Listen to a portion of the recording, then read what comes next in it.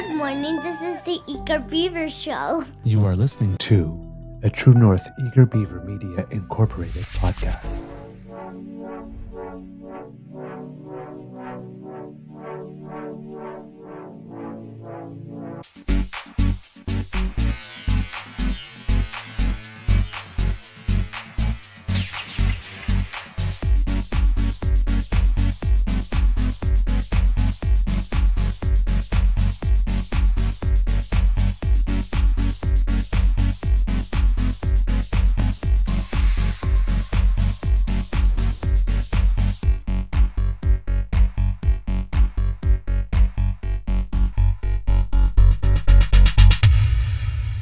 True North Eager Beaver podcasts are proudly brought to you by our founding sponsors, the Miss V Mysteries from Corvid Moon Publishing, your source for science fiction, fantasy, and cozy mysteries featuring a broad diversity of characters. PsychicTarot.ca, book your tarot reading and unlock your spiritual journey. And the Pepper Master, hot pepper sauces made from farm-fresh ingredients to thrill your taste buds and expand your mind.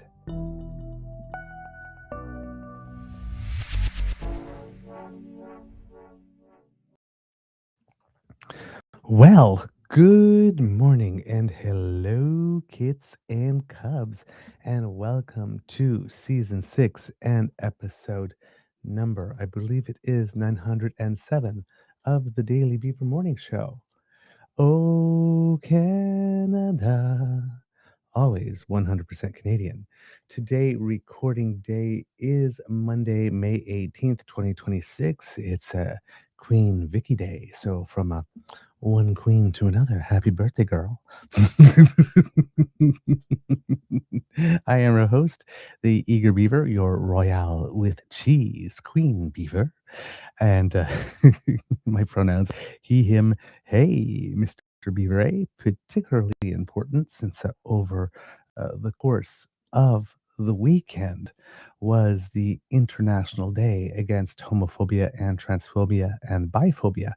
And if you've been following the show for a while, or if you are new here and you happen to be from the lovely rainbow community, please know that there is at the Beaver Lodge room at our table for all, and you are always welcome wherever we are.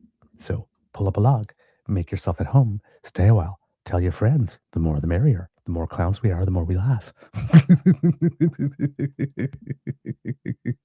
A big thank you goes to our podcast's founding sponsors, the Pepper Master, the Miss V Mysteries from Corvid Moon Publishing, and PsychicTarot.ca.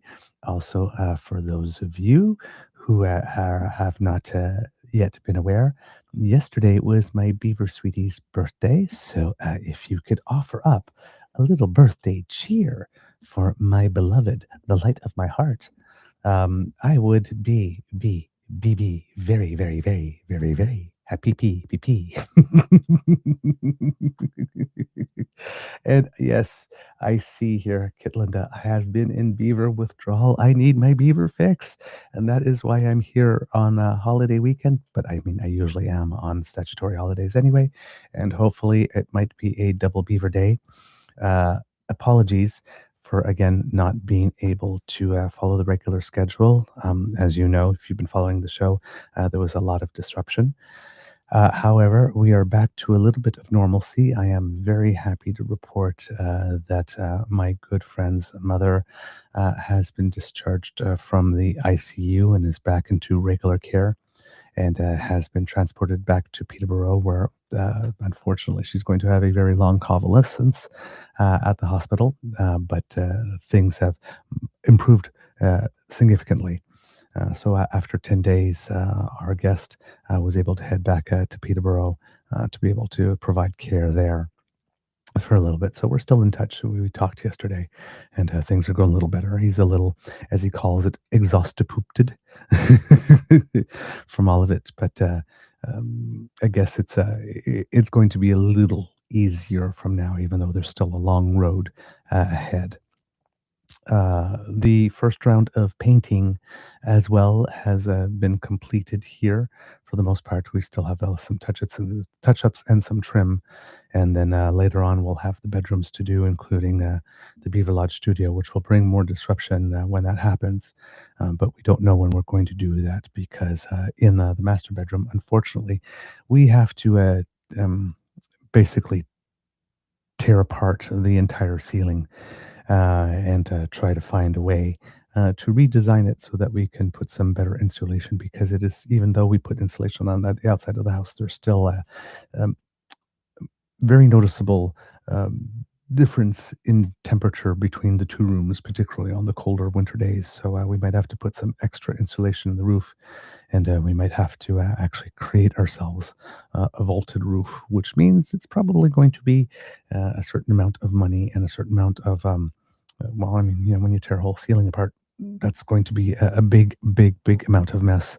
And I think for the moment we are a little fatigued of mess.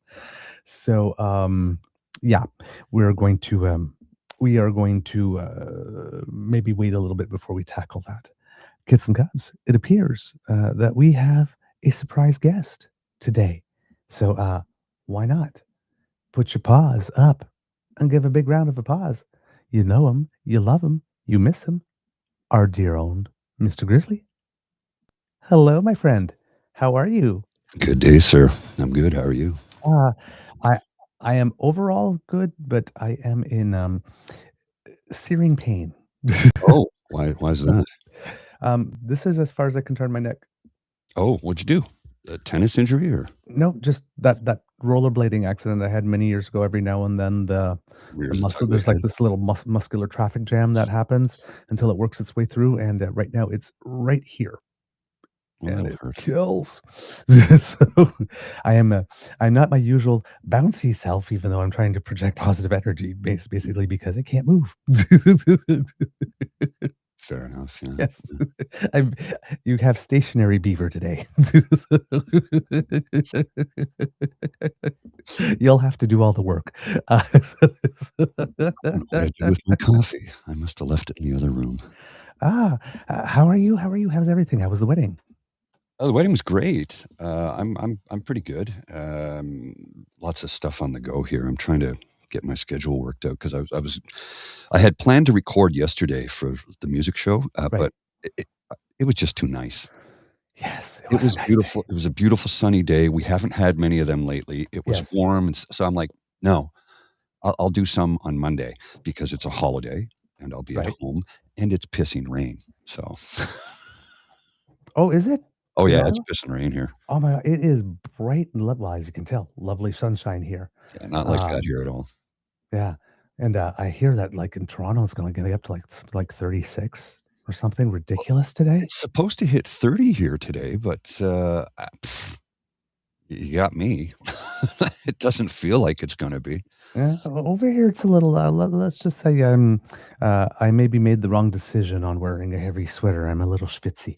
Mm. Well, here, I'll just show you the current situation in Ottawa. If the camera will turn on. There you go. Whoops. Oops. There we go. There we go. Oh, yeah, that is gray. Yeah, I'll just Oh, switch yeah, it. that's complete opposite of what's going on here. Yeah, see? It's just yucky out right now. Yeah. Wait, yeah, okay, well, you must have gotten what we, because when I woke up this morning, I went onto the deck was wet, so, we must have been what we must have got that overnight, and it's just sort of moving up then, Mm. or in the early hours of the morning. Yeah, I don't know what Ah, time it started here. When I woke up, it was rain although I woke up let's see, last night I woke up at 11:30. No, 11. I went to bed at 9:30 because I was just tired and said, "The hell with it." I went to bed early, and then I woke up at 11, and Lola was wandering around. I'm like, "Come back to bed." I don't know what she was doing. I think she was a little anxious about Lord knows what. Crawled back into bed, then I woke up at 12:30, 1:30, okay. 3:30, 4:30, 5, Okay. 6. 6, Jeez. I'm like, "I don't wanna get out of bed yet." 6:30, I crawled out of bed, and took her out in the pouring rain, and she was not happy about that at all because she's not a big fan of the rain, you know? Right. So, yeah. I don't know what the current temperature is here right now. Let me just check. I'll see. Weather Network? We are 15 feels like 21. Ugh, that's gonna be 9. very humid. 9 feels like 6. Oh my God. But the high is 27 today. Okay. Yeah, so we're 93% humidity at the moment. Pressure is 101.9 kilopascals. I don't know if it's rising or it's low pressure right now, so that's why the rain, right? Low Right, pressure system means rain, which is what gives me massive sinus headaches. When the pressure rises, the rain goes away and the sinus headaches disappear. So it's been a rather brutal spring for allergies for me this year, and I know I'm not alone in that. Mm-hmm. Yeah, yeah. So over here it says the high will be 21, feels like 23. So I'm guessing it's going to get increasingly less humid as the day goes on. Because like Yeah. if there's a 6-degree difference right now between what it is and what it feels, and that's going down to 3, I'm going to take that because it's not the heat, it's stupidity. I mean the humidity. Yes, yes, yes. Well, like I said, right now 9 feels like 6, but it's going up to and rain stops within the next 3 hours, but it's going to go up to like 27 today or something. It's like, man, oh man, that's just insane. Yeah. Wow. I'm not And yet, complaining. yeah, Don't get me wrong. really. I'm not And then complaining. yeah, and then there are, of course, some heat warnings here for um, issued by Environment Canada. It says here, of course, this is for across southern Ontario. I don't know if there's been any issued for the rest of other parts of Canada, but it says here that yellow heat warnings have been issued by Environment Canada for a region that stretches from Windsor to Markham and Niagara Falls to Barrie, starting Victoria Day Monday and stretching to Tuesday night. And Toronto daytime highs are expected to reach 30 degrees Celsius, with the humidex making it feel like 36 before temperatures drop to a less than seasonable 16 on Wednesday. My God, the swings are brutal. A high of that's 19. the hard part, right? Yeah. A high of 19 and a low of 10 are typical for this time of year. Showers are also possible throughout the region on both days as a warm air mass moves north from the United States. Damn you, United States. So, at this point, I'm blaming everything on them. Well, Environment why Canada. not? Thanks, Trump. Yes, exactly. Just I mean, like it's everybody. like all the convoyers are still blaming Trudeau for Yes, everything. like yeah. I was as soon as you said that, I was thinking the same thing. Well, did you see they tried to have a rally to shut down everything this weekend, and I think 100 people showed up across the country? They had the "I wanna have relations with Mark Carney" flags on their trucks. Like, this is their entire identity. What is wrong with these people? Some people have daddy issues. Well, and then, of course, they launched, they put out a bunch of images online, and I'm like, "Oh my god, that is so blatantly AI, it's not even funny, and it's not even good AI." It's like the first time you tried to use Microsoft Paint. It's don't really remind me. bad. I'm like, it's so blatantly AI, but it's not even good AI. Like, it's I don't know what did they use the Dollarama version of AI? Because it was really bad. Maybe it's Jedi mind trick. If the AI is really bad, then we believe it can't possibly be AI, so we must believe it's real. Right? I mean, if they were gonna use AI, they would make it good, right? So it must be real. Well, I would assume. Some people can talk themselves into believing anything.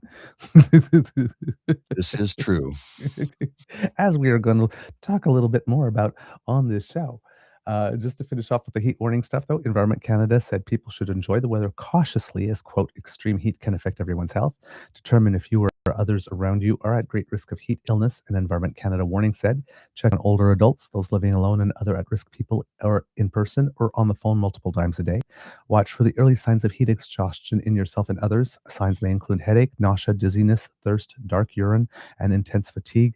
Stop your activity and drink water. If you see dark urine, you get thee to a glass of water right away and start chugging that stuff like it's a frat keg. Much of Ontario is already enjoying a blast of summer-like heat on Sunday, with Windsor being the hottest place in the country at 28.5 Celsius, according to Environment Canada. That was on a day when Cape Stalworthy, Nunavut, above about as far north as Canada gets, had a high temperature of minus 10.7. While temperatures like that are well in the past for the GTA, Environment Canada meteorologist Christina Kretschmann told the Canadian press that the jump from below normal spring warmth to midsummer conditions may feel dramatic to some. That dramatic. That's the word we're using. Okay. Some would say slightly schizo. Wow. To beat the heat, Environment Canada advised drinking lots of water, closing blinds or shades to keep out of sunlight, using air conditioners or fans, or taking advantage of cooling centers, community centers, libraries, and shaded parks. Quote, plan and schedule outdoor activities during the coolest parts of the day, Environment Canada said. Limit direct exposure to the sun and heat. Wear lightweight, light-colored, loose-fitting clothing and a wide-brimmed hat, particularly for the first ones of the season when your body may have not adjusted to the warmer weather yet. Might be much more of a shock. Yeah, I think shocking might have been a better word than Shocking. dramatic. Yeah, Yes, agreed. definitely shocking. All right. It is a shock to the system, right? Because It is. it was like 10 degrees a couple of days ago, and now it's going to be 28 today. Look, I welcome the 28-degree weather, but that is difficult on everyone. Oh, yeah, it's Because too big a it's jump. such a swing, right? Yeah, Yeah. exactly. Well, and the other day it was like 10 degrees. I went out and I'm like, God damn, it's cold out. And I thought, if it was January, I'd be in a t-shirt. But 10 Right. degrees in May is cold. Yep, 10 degrees in January is run around naked weather. Pretty much, yeah. Slap Yeah. on your Speedo and go for a swim. Let's go. Red Speedo. Oh, I got a new one too. I got a new red Speedo. You got a new for this one? summer. Yeah. It's even skimpier than the last. Ooh, yeah. But right now. it's got so my other one is designed to make you hydrodynamic, right? Yes. So it just smushes everything and flattens Exactly. it down. It's good. This new one is built for comfort, so it's Okay. I'm not going to show you an image, but Yes. So the first one was an actual racing trunk. correct. I remember It is, yes. Yeah. I remember in my days of swimming like this, it was an all men's team. We were like 110 on them, and Mhm. when you're in the shower, you see a lot of dangly bits. Let's just put it that way. And there were when you were in the shower, there was a couple people in there. You're thinking like, where does all that go? Because you Yeah. would have no clue wearing this, looking at the swimsuit. Well, Like, and the thing there's is a with big those, difference between racing trunks. Big yes, difference. and the thing is with racing suits, they're comfortable in the water, Yes, and that's about the extent of that's it. about it. They are not built for comfort; they're built for speed, literally, and the difference is very noticeable, to put it lightly. You want to know why Michael Phelps could swim that fast? Those trunks, they were so damn tight. He wanted out of them as fast as humanly possible. Just There's a lot slam. of truth to that, actually. Anybody who's ever done competitive swimming would know this. Yes. I just want out of these trunks as fast as possible, man. 800 meters in 6 minutes. You got it, babe. Got it. Let's I'm go. out of here. Yeah, you get out of this pool. Yeah. So I don't know if you saw the thing I put together here because I'm for my little intro. I put a new intro for the music series when I get it up and running. I'm Ooh. going to be recording today, so. Oh, please do show it. But here's the teaser for the intro. I'm working on it still. This is I the love teaser. a good tease.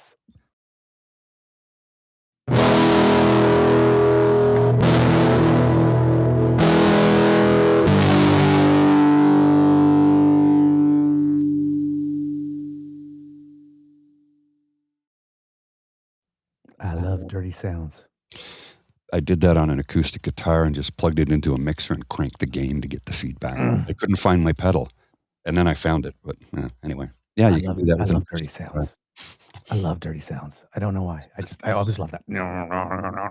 Well, I was just fiddling, trying to see if I could get this a distorted sound from my acoustic, Mhm. and I could. And I'm like, okay, so I just recorded that real quick, and I thought, well, leave that for now. I need something, right? Because I'm going to record the teaser. That's just like the intro.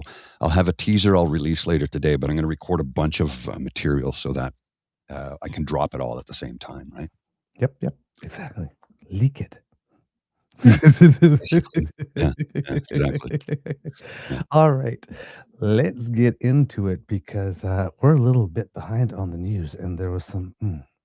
Yeah, there's a few things that happened. delicious. Let me grab my coffee. I'll be right back. Okay, there was some delicious news that came down last week. We're going to do this. I'm going to do it in 2 blocks. Hopefully, like I said, we'll have the bonus beaver in the second one. We'll talk a little bit more about the pipeline MOU. And how the discussion, how the agreement has advanced on that. So we'll save that there.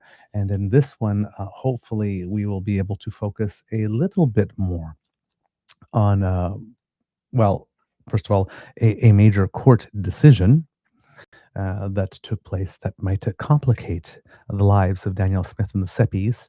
Uh, r- it sounds like the name of a musical band, but probably not a particularly good one. And and then, of course, some proposals that the prime minister made late last week that would make it easier to get projects approved. And it seems that if you are wondering, haven't we done this already with Bill C5, the first piece of legislation that I believe that was passed, that got conservative support, by the way? Yes, in a way we did. But the impression I'm getting from this one is that A, could be that Bill C5, considering it is somewhat controversial and how fast it was passed, and there was a lot of people who feel that they weren't particularly heard. And as you know, remember, the prime minister had to go back and do a damage control tour, particularly with First Nations, Inuit, and Métis peoples. There might be a bit of a stigma being associated with the fact that your project would get approved under C5. It might just be waving the red flag in front of a bowl, just saying, like, oh, it's approved by C5, challenge me in court. Boom, instant, right?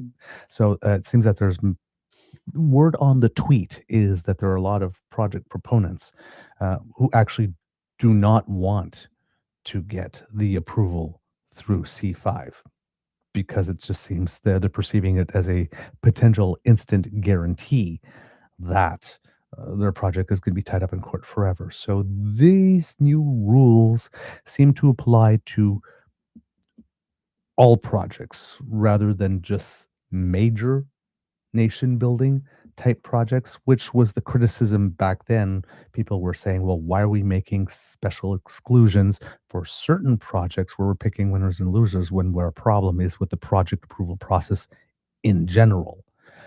So it seems that, that first move was, we're taking action quickly, watch us deliver, that type of stuff. But maybe wasn't as fully formed as a concept and an idea as it should have been at that point. So it seems that this is take two. The confusing part for me is that C5 is still remaining on the books. Mm. And if we're going to change this law, I probably would not want C5 to still be on the books because, again, maybe we trusted this particular government with C5, but governments change. And Yeah. maybe another government having access to C5 still on the books. Maybe that would not be a good idea. So I would be Agreed. maybe okay with a repeal of C5 if we are going this route, but I don't think it's a good idea to have both laws on the books.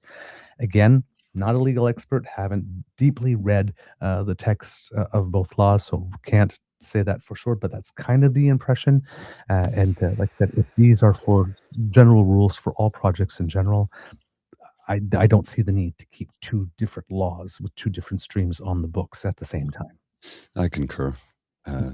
It's one of those things where, yeah, okay, it's here, but the future, I don't know if it's good.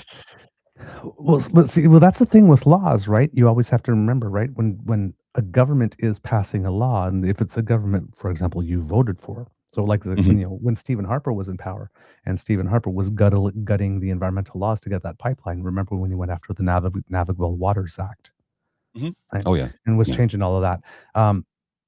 Now, fortunately for Canada, gutting all those laws because the Conservatives apparently were more interested in fundraising, they were more interested in keeping the problem going than actually having the solution, never actually laid an inch of pipe to at least coastal tidewater. Maybe they had a couple of other little projects that went through, but they really didn't do much for all of their talk about pipelines, pipelines, pipelines. And they No. also didn't do much for the North for all those trips that Stephen Harper, I mean, all those trips that Stephen Harper took to the North, we should have had a deep water port by now, right? Well, I mean, you think about the absurdity of it, right? The conservative government for what? They were there for 9 years? Yeah. No pipelines built. Not 1 inch. Nothing. At least the Tidewater. Well, yeah, right. And then a lot of other ones, didn't work or pan out eventually. And then, of course, the Liberal government comes along and TMX gets built. And then Coastal GasLink as well for natural gas. Yes. LNG. Which is the largest project of that kind in Canadian history. Right. And all brought to you by a Liberal government. Yet in Alberta, they're bitching and moaning and complaining about the Liberals and how Ottawa hates them. Now, I do get that Western alienation is a legitimate thing. It is. I'm not denying it. It is.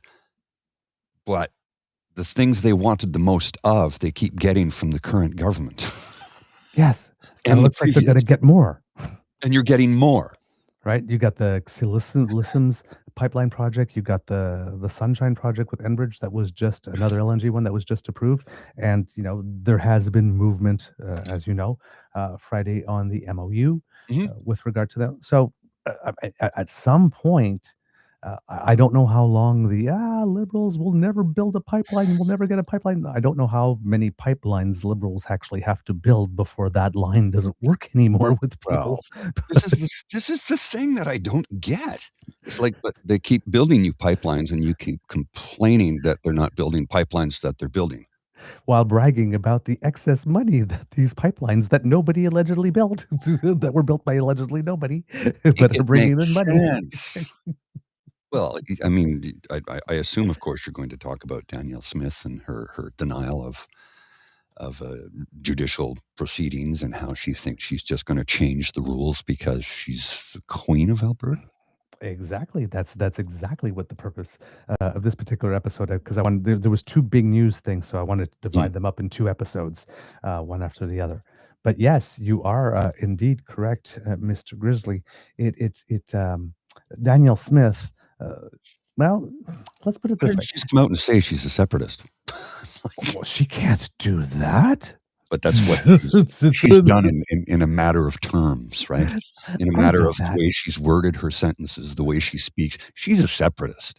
She just cannot say words. She doesn't have the courage of her convictions, unlike the Separatist Party in Quebec, who at least I respect them because they're not beating around the bush about who and what they are. Yeah. I don't agree with them. Openly. But they run openly. She's trying to be stealth about it, which is not cool. Yep. It's not cool because you've got a lot of Albertans who are thinking, oh, she's here concerned about us. And I'm like, really? Because she's gutted your health care. She's giving all of the money to private schools. You have the highest electricity rates in the country. Now, that's not good for business either. And she tore out all the wind farms and all the money that was going towards green energy, gone. Yep. And if you are, people are dying in ER waiting rooms. There was another person the other day. And if you happen to be transgender, have a transgender child, or if you happen to be considering MAID, well, Danielle Smith has decided that she knows better than your doctor and that it's her place, in the name of small government, of course, to insert herself directly between your relationship, your relationship between you and your doctor. Yes, because small government, that's something they always do. Yeah. Right. So, and then there's all the investigations and all the court cases and all the. She's very busy. She's been very busy. There's a lot going on, it would appear. Just a terrible person. A terrible person with nobody's interest in mind but hers and her oil baron oligopoly. What's the word I'm looking for? Puppet masters. Mm-hmm. Right? Mm-hmm. I mean, come on. Look. 2 and 2 make 4. I know. It's just, oh boy. All right. So, which one do you want to do first? The decision or the new electricity regulations? Let's go with the decision first. Okay. So let's look it up. So there was a decision that was delivered now this is, I believe, Alberta court, because it hasn't gone to the Supreme Court yet. I believe this would be probably the first level of courts, because you have your first case and then I guess it can go to an appeal court.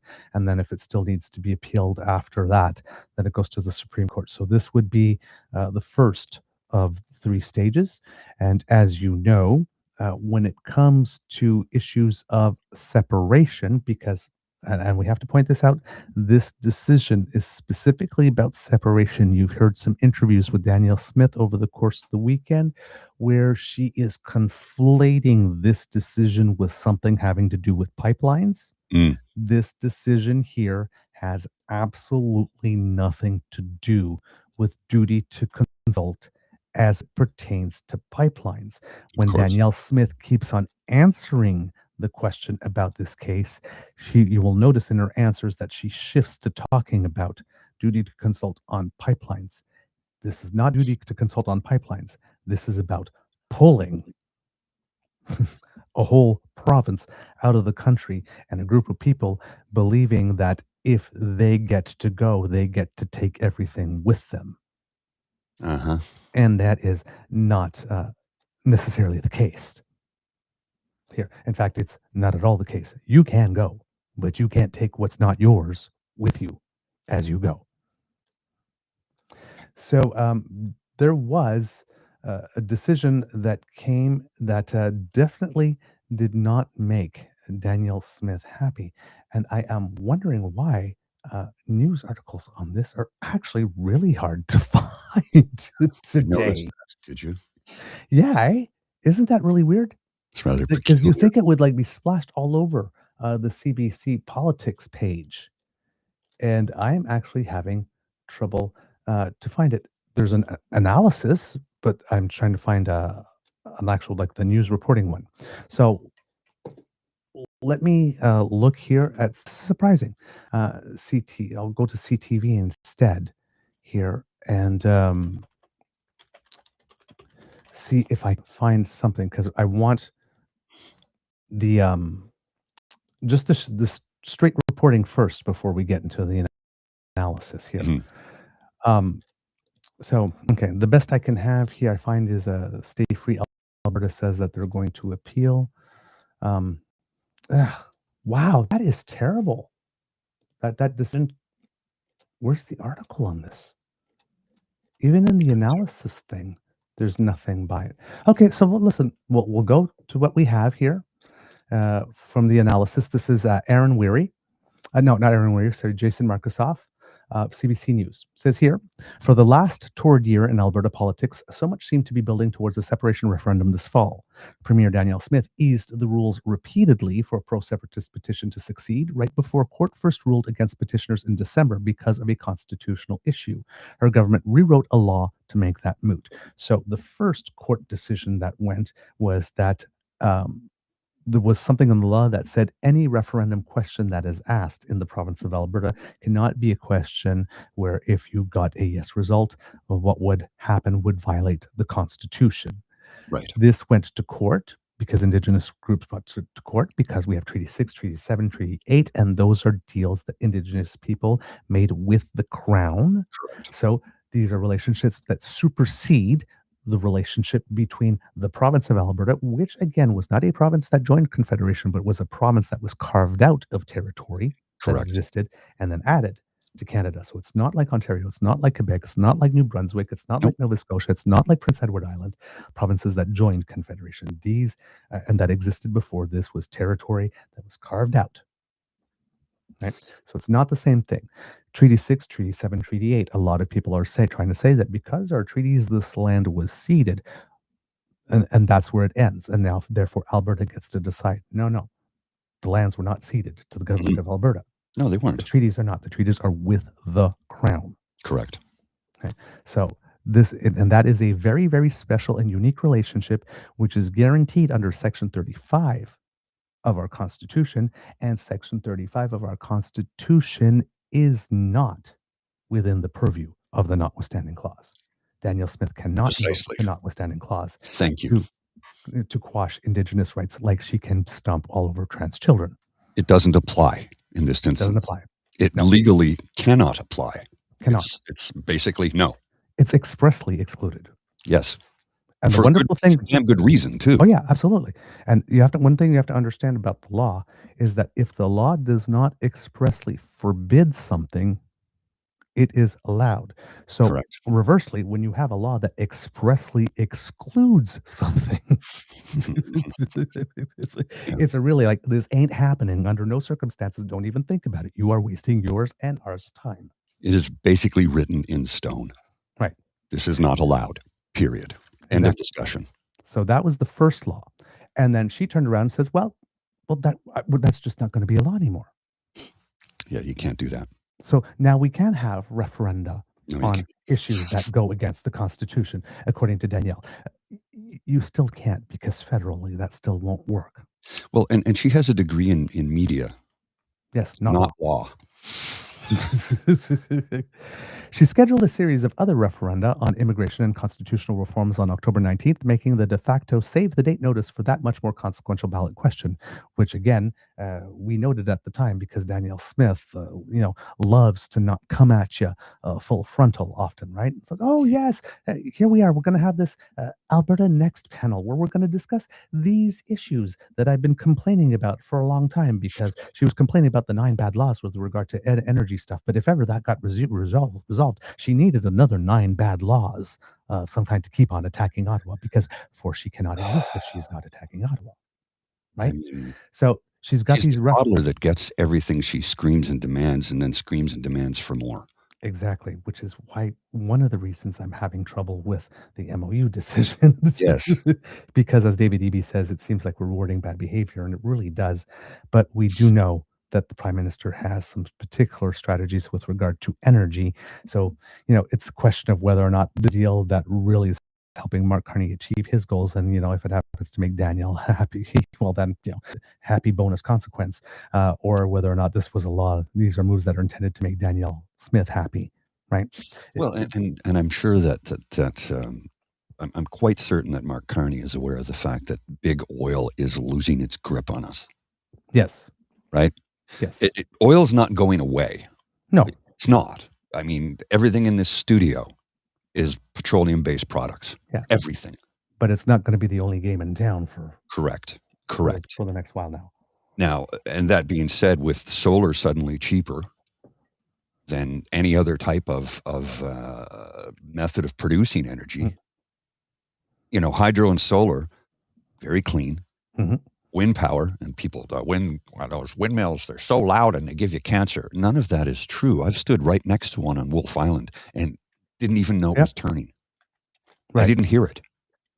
I've stood next to the one that's right beside the canal at the in Lake Ontario, right downtown Toronto, for a dragon boat race, and didn't even know it was turning. Mm-hmm. It was just meters away. I couldn't hear it. Yeah. And the thing with solar, I don't have great hearing in one ear, but at the time I did. That's true. But at the time I did. So yeah.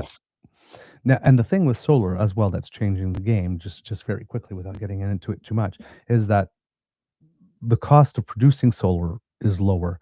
But now, in addition, the cost, because with solar, there was the producing the solar, but there was also the battery storage, which was a whole other thing, right? Which adds costs. Now it seems the cost of doing the whole thing, including the battery storage, is now cheaper.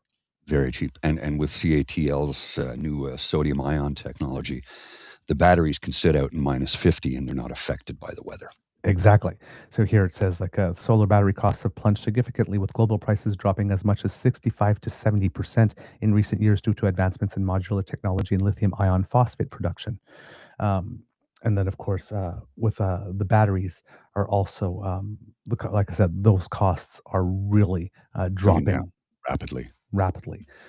So here, according so battery storage costs have also fallen 65 to 70% in 2 years, making them cheaper and faster to deploy than nuclear, coal, or gas.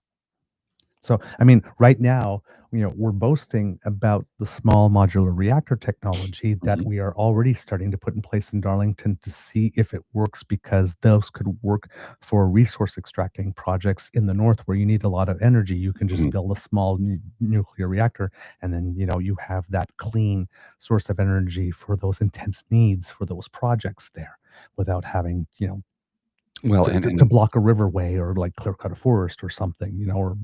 And nuclear is cleaner than oil, period. Yeah. Period. And the guy who formed and started Greenpeace has been working with Nuclear Energy Commission for a number of years now because he said, look, oil is dirty and we know it. Yep. It's a simple, it's a fact, people. I'm not trying to dump on Alberta here. It's just a fact. Oil's dirty, period. And our oil, which we have a lot of, is the dirtiest. Right. The bitumen, it's the dirt, period. Yeah. I mean, there's no other way around it. Yeah. So we have those other 9 referendum questions coming up that Danielle Smith has on the ballot. When she put them up, we turned around and said, October 19th, watch her be that day to sneak it in. So, she always does things in those little steps. Oh, no, I'm not doing this. I'm not doing this. Oh, well, look, we're going to have a referendum on the 19th on separation. Well, gee, it just so happens that we have a date for referendum. So let's just add it to that one. Who you, right? It's like there's always an ulterior motive and a plan with Danielle Smith. It's never what's just on the face. It's always leading or building to something or to torque or twist something for the next phase to come. I don't know. Right? That's the what say if we just have if we just have a referendum on say the 19th. On things that, I torqued and contrived and whatnot with the Alberta Next panel and my chairman Spanky in order to get you all to do that. And let's say we, just slip that day in. Right? Now. Has Boss Hogg been arrested yet? Pardon? Jeffrey Rath. I call him Boss Hogg. Yes. I wonder not if he's yet. Yeah. And apparently David Parker has absconded to Texas. He's gone to Texas? Yeah, apparently he fled to Texas. We have an extradition policy with the United States of America, you dumb. Yeah. Homeschooled idiot. We're relying on the guy who word on the tweet would maybe like to get his hands on Alberta and everything that's underneath it, having to execute that extradition. So, David might be slightly safe for now. It's too funny, though. I mean, it's. I know. I mean, all the years we've been telling him, hey, if you want to go to the United States, we'll help you back. We'll maybe even drive you to the airport. And well, it seems that he's just left on his own. Well, and of course he did promise to leave if the Liberals won several times. Yeah. Well, and the funny thing is, he tried to write this off as like, this is no different than the phone book. I go, actually, it's a lot different than the phone book. Well, and this proves that this man does not understand the concept of consent, as if we had any doubt of that. Yeah, clearly. Mr. Grizzly, did the phone company ever publish if you were ever listed, your address and your phone number without asking you if you wanted it to be published? No, they don't do that. Oh. I haven't been in a phone book for 30 years, more than 30 years, because I've only had a cell phone for the last 30 plus years. More than 30, I think 93, so 33 years. I've not been listed in any phone book anywhere. Anonymity to a degree. I've had the same cell phone same phone number for 33 years, not the same phone. Big old Motorola flip. Hey, how you doing? They were a son of So Danielle Smith has those 9 questions, stuff having to do with immigration, who knows what else. Now, this is a completely, if you are Albertan, futile exercise, because if you remember correctly, a few years ago, Albertans did have a referendum on daylight savings time, which went 50.2%. saying, let's switching the clocks, and 49.8 saying, let's stop switching the clocks. Now, it isn't a large margin. In fact, it was a closer margin than the 1995 referendum, right? Yes. But the decision of the people was, we'll keep things the same, while Danielle Smith has just gone ahead and changed that. I know you said you wanted to keep things the same, but I've decided that. So, and I know what's best for you. So even though we did have a referendum, and even though you said yes, and even though I am presenting myself as someone that wants to give people the opportunity to express themselves on matters of importance to them like this, I'm still not going to listen to you. I'm still going to do what I want. I'm going to do what I want because I'm a dictator. Right. That's what it boils down to. Yeah. This is what it boils down to. It's Premier Veric assault. I want it now. I don't care how. Yes, basically. Great band, by the way. Yes. Ferric Assault. Boom. Mhm. Kick ass. So here's a little something about those. It's a little contextual amuse bouche for what's happening because Danielle, um, let's put it this way, Danielle does not like to be told no, ever, Right. by anyone. She's got these 9 questions that she wants yeses across the board. Like she was in the ballroom back in the voguing days in New York. She wants 10, 10, 10 across the board, but she can't vogue. Her voguing looks more like first year mime school. Just put it that way.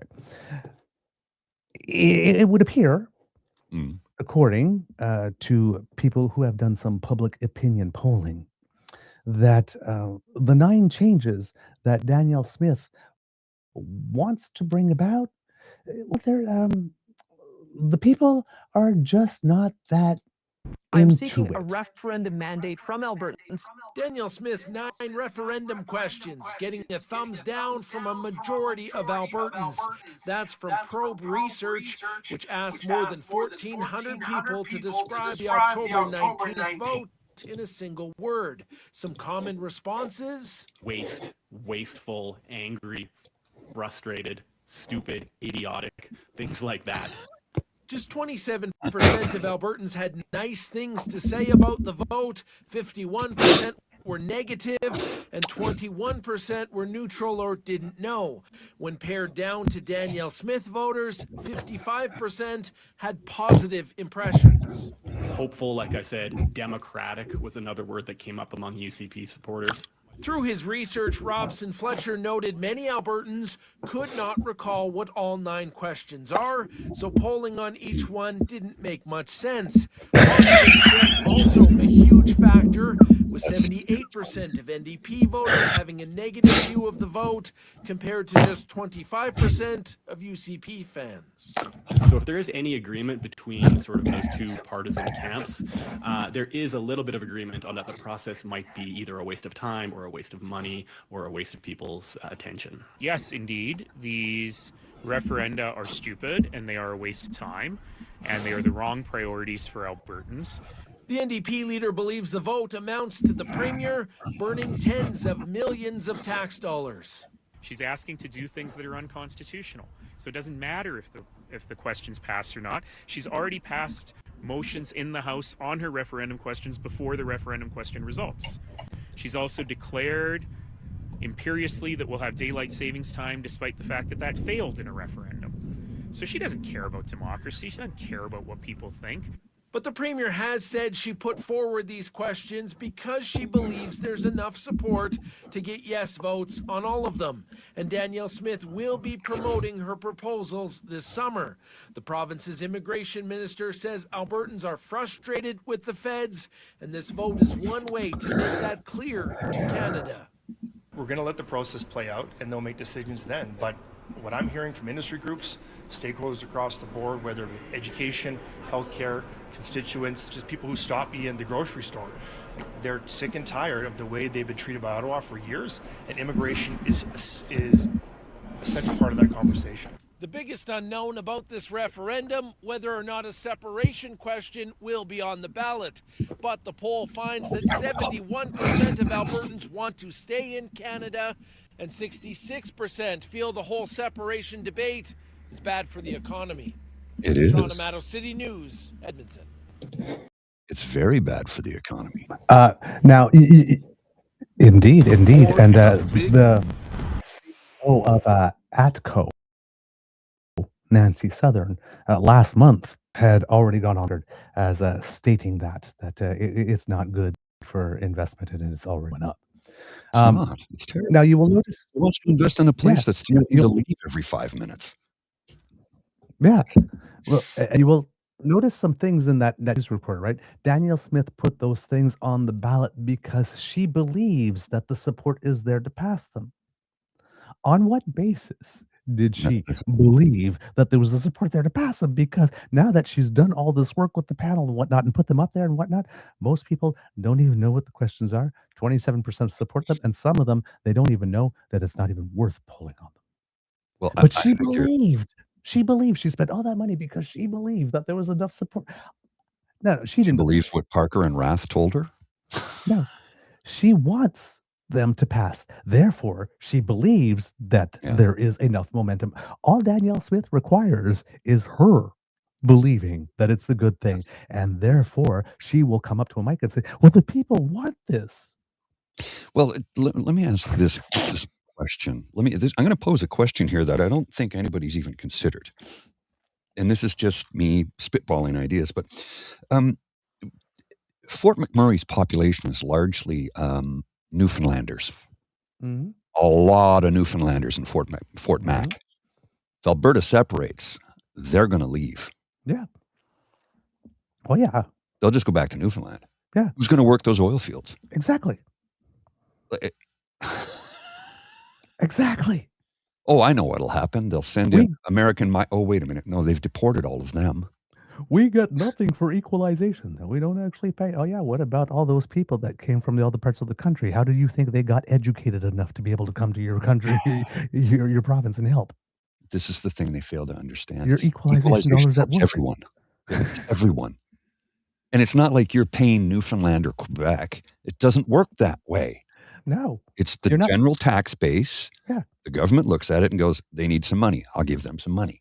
Yes, we are not going to keep that money for ourselves to spend as we would want as the federal government. We are going to surrender even more. Well, and we're going to have not province for decades up until what, the early 70s, I think? Until who is it? And I'm sure all the money that went in to making sure that things could be steadying into initial investment for the oil patch that came there was put in only by Albertans. Yes. I had nothing to do with that. No, nobody else in the country was asked to contribute to that. Hey, you have to understand, the number one thing you need to understand about this movement before anything is that absolutely everything that comes out of their mouth or out of their pen or out of their keyboard is intended to be an emotional argument only. Correct. It is only appeal to emotion. There is no logic, there is no reason, there is no facts. There is no point in even having a conversation with these people based on a rational. They do not exist in that realm. If they exist in that realm, that's like a vampire in sunlight. Logic, reason, they melt and turn to dust because they exist only in the world of the emotional. That's it. Only. And everything they say is meant to appeal here, usually with either frustration, outrage, or a sense of humiliation. You've been humiliated to make you bypass logic, reason, critical thought, and get you to go, yeah, and open up your wallet and give away your data and your money. That's it. That is the whole game, 24/7, all the time. That's why they got to keep on showing up to a mic every 3 days and give you another little shot of that rhetorical fentanyl. Well, there's a comment here that I'm going to put on the screen right now. It says the Alberta economy would go into the shitter if it were to become part of the USA, as would their health care. Why they find this an attractive learning possibility is mind-boggling. Well, here's the thing about that. I just read a document yesterday that broke down how much it would cost the average Albertan if they were to join the United States. And it was pretty disturbing. It would cost the average family something like $35,000 extra per year because suddenly you have no more health insurance. Or any insurance that you have is going to cost you 5 to 10 times more than you pay in taxes currently. Oh, by the way, in the United States of America, your property taxes are way higher depending upon the neighborhood you live in. You see, because the way they fund school boards is directly through property taxes. The state doesn't fund it. It's your property tax that funds schools, school boards, school zones. So if you live in a wealthy neighborhood, your property tax is going to be around $35,000 a year. I'm not joking. That's a legitimate figure. Now, your kids are going to have the best school you've ever seen in your life. But 3 blocks over on the other side of the tracks, in a impoverished neighborhood, you're going to have metal detectors at the front of the school. The food you get is government cheese. People are getting shot and stabbed. Your textbooks are older than the teachers. This is the reality. I'm not making any of this up. This is factual. $35,000 a year is a legitimate property tax expense in many parts of that country. Again, if you live in a wealthier neighborhood, you're paying. That's it. Because the state does not fund the school board. Your property taxes do. Are you saying like 35,000 or 3,500? 35,000. Geez. Okay. 1,000. Correct. Not 3,500. 35,000. Okay. I'm not joking. These are legitimate numbers. You look up certain parts of New York State, and you look at the property taxes in certain neighborhoods, 25, 35, in some cases 38. I think somebody actually paid 40,000 at one point. I've read all these numbers, and I talked to a buddy of mine who is in the know and was telling me about a friend of his in New York State. Says that's what he pays every year. His kids have the best school you've ever seen in your life, but you're paying through the nose for it. Okay. So, if you live in a wealthy neighborhood in Calgary, say, for example, guess what? Your property taxes are going up by 10 times. Whew. Yeah. That's how they do it there. Dang. Yeah. And that's what it boils down to. I was shocked when I learned that. I'm like, good God, man, that's just insane. Well, yeah, that's what it is. So your healthcare costs go way up because you have to buy private insurance. And your private insurance doesn't cover very much. You talk to anybody, any American who's gone through it, they will tell you your premiums are anywhere from $3,500 to $10,000 a year. And your coverage is a joke. You're going to pay out of pocket every time you go to the hospital or the doctor. And a lot of times you'll get denied coverage because they go, oh, you're out of network. Well, what the hell does that mean? I was in a car accident on my way to another place to visit somebody. Yeah, well, it's out of network, so you got to pay out of pocket. I don't understand their system enough to really make a serious comment to tell you how bad it is, but we could get an American on here, our pal Jake could come on here and tell us all about the American healthcare system. Mm-hmm. Yeah, indeed. So Albertans want this? Why? Yeah. Well, they don't. They think grass but is Danielle greener. doesn't care. Danielle doesn't care. She wants to privatize everything in that province. She's made no qualms about it. She's basically said, we'll get you a healthcare spending account, like a credit card, and when it's out, you'd have to pay out a pot. Wait, excuse me? No, that violates the Canada Health Act. No. Straight to jail. Straight to jail for you. Right. So, getting back to the court decision, we have Cindy Tran. I'm just going to take a little sidestep and we'll get back to Jason Markosoff's analysis because I found the thing about the specific decision here. It says, a court decision which many thought would quash the possibility of a pro-separation referendum was given new life after Premier Danielle Smith announced her UCP government would be appealing the decision. Put a pin in that because there might be a possibility that her government actually can't. So just put a pin in that. The big question is what happens now. On Wednesday, Court of King's Bench Justice Shayna Leonard ruled that the provincial government failed to meet its constitutional duty to consult with First Nations, who argued Alberta separating from Canada would infringe on treaty rights. At a press conference later that day, Smith told reporters that she believes the decision was anti-democratic because Danielle Smith is every decision that goes against me is anti-democratic. But that's not the case at all because, well, number one, just like the people who believe that if you vote and don't get your way, you didn't have your say. If you go to court and don't get your way, then the decision was anti-democratic. No. It's like in a democracy, at least in ours, when we have a difference, that's the democratic thing to do is we go to court like this, and we find out. And the court is not a democracy. No, it's not. No. It's like the decision you get is not intended to be democratic. No, it's based on the law. That's it. It's the law. It's the law. Laws that you guys enacted through legislation. Right. That was the democracy part. Yeah. When you enacted that was the democracy part. Yeah, the law doesn't, and the law doesn't care. The law is, it's black and white. There are no grays, right? It's black and white. Yeah. As the UCP government vows to appeal the decision, questions remain about what this means for Mitch Sylvester's petition in favor of Alberta's independence, which was before the courts, and the Forever Canadian petition, which is currently before a committee of MLAs. Will the pro-separation question make it onto the ballot? If Danielle Smith has anything to say about it, you bet your ass it will, because she doesn't care about the law. No. Clearly, we have David Parker flouting a judicial order, and she has done nothing. And neither has our justice minister. Nothing's been done. Yeah. Here's a breakdown of the judge's decision, why the UCP is appealing, and what this means and what happens next.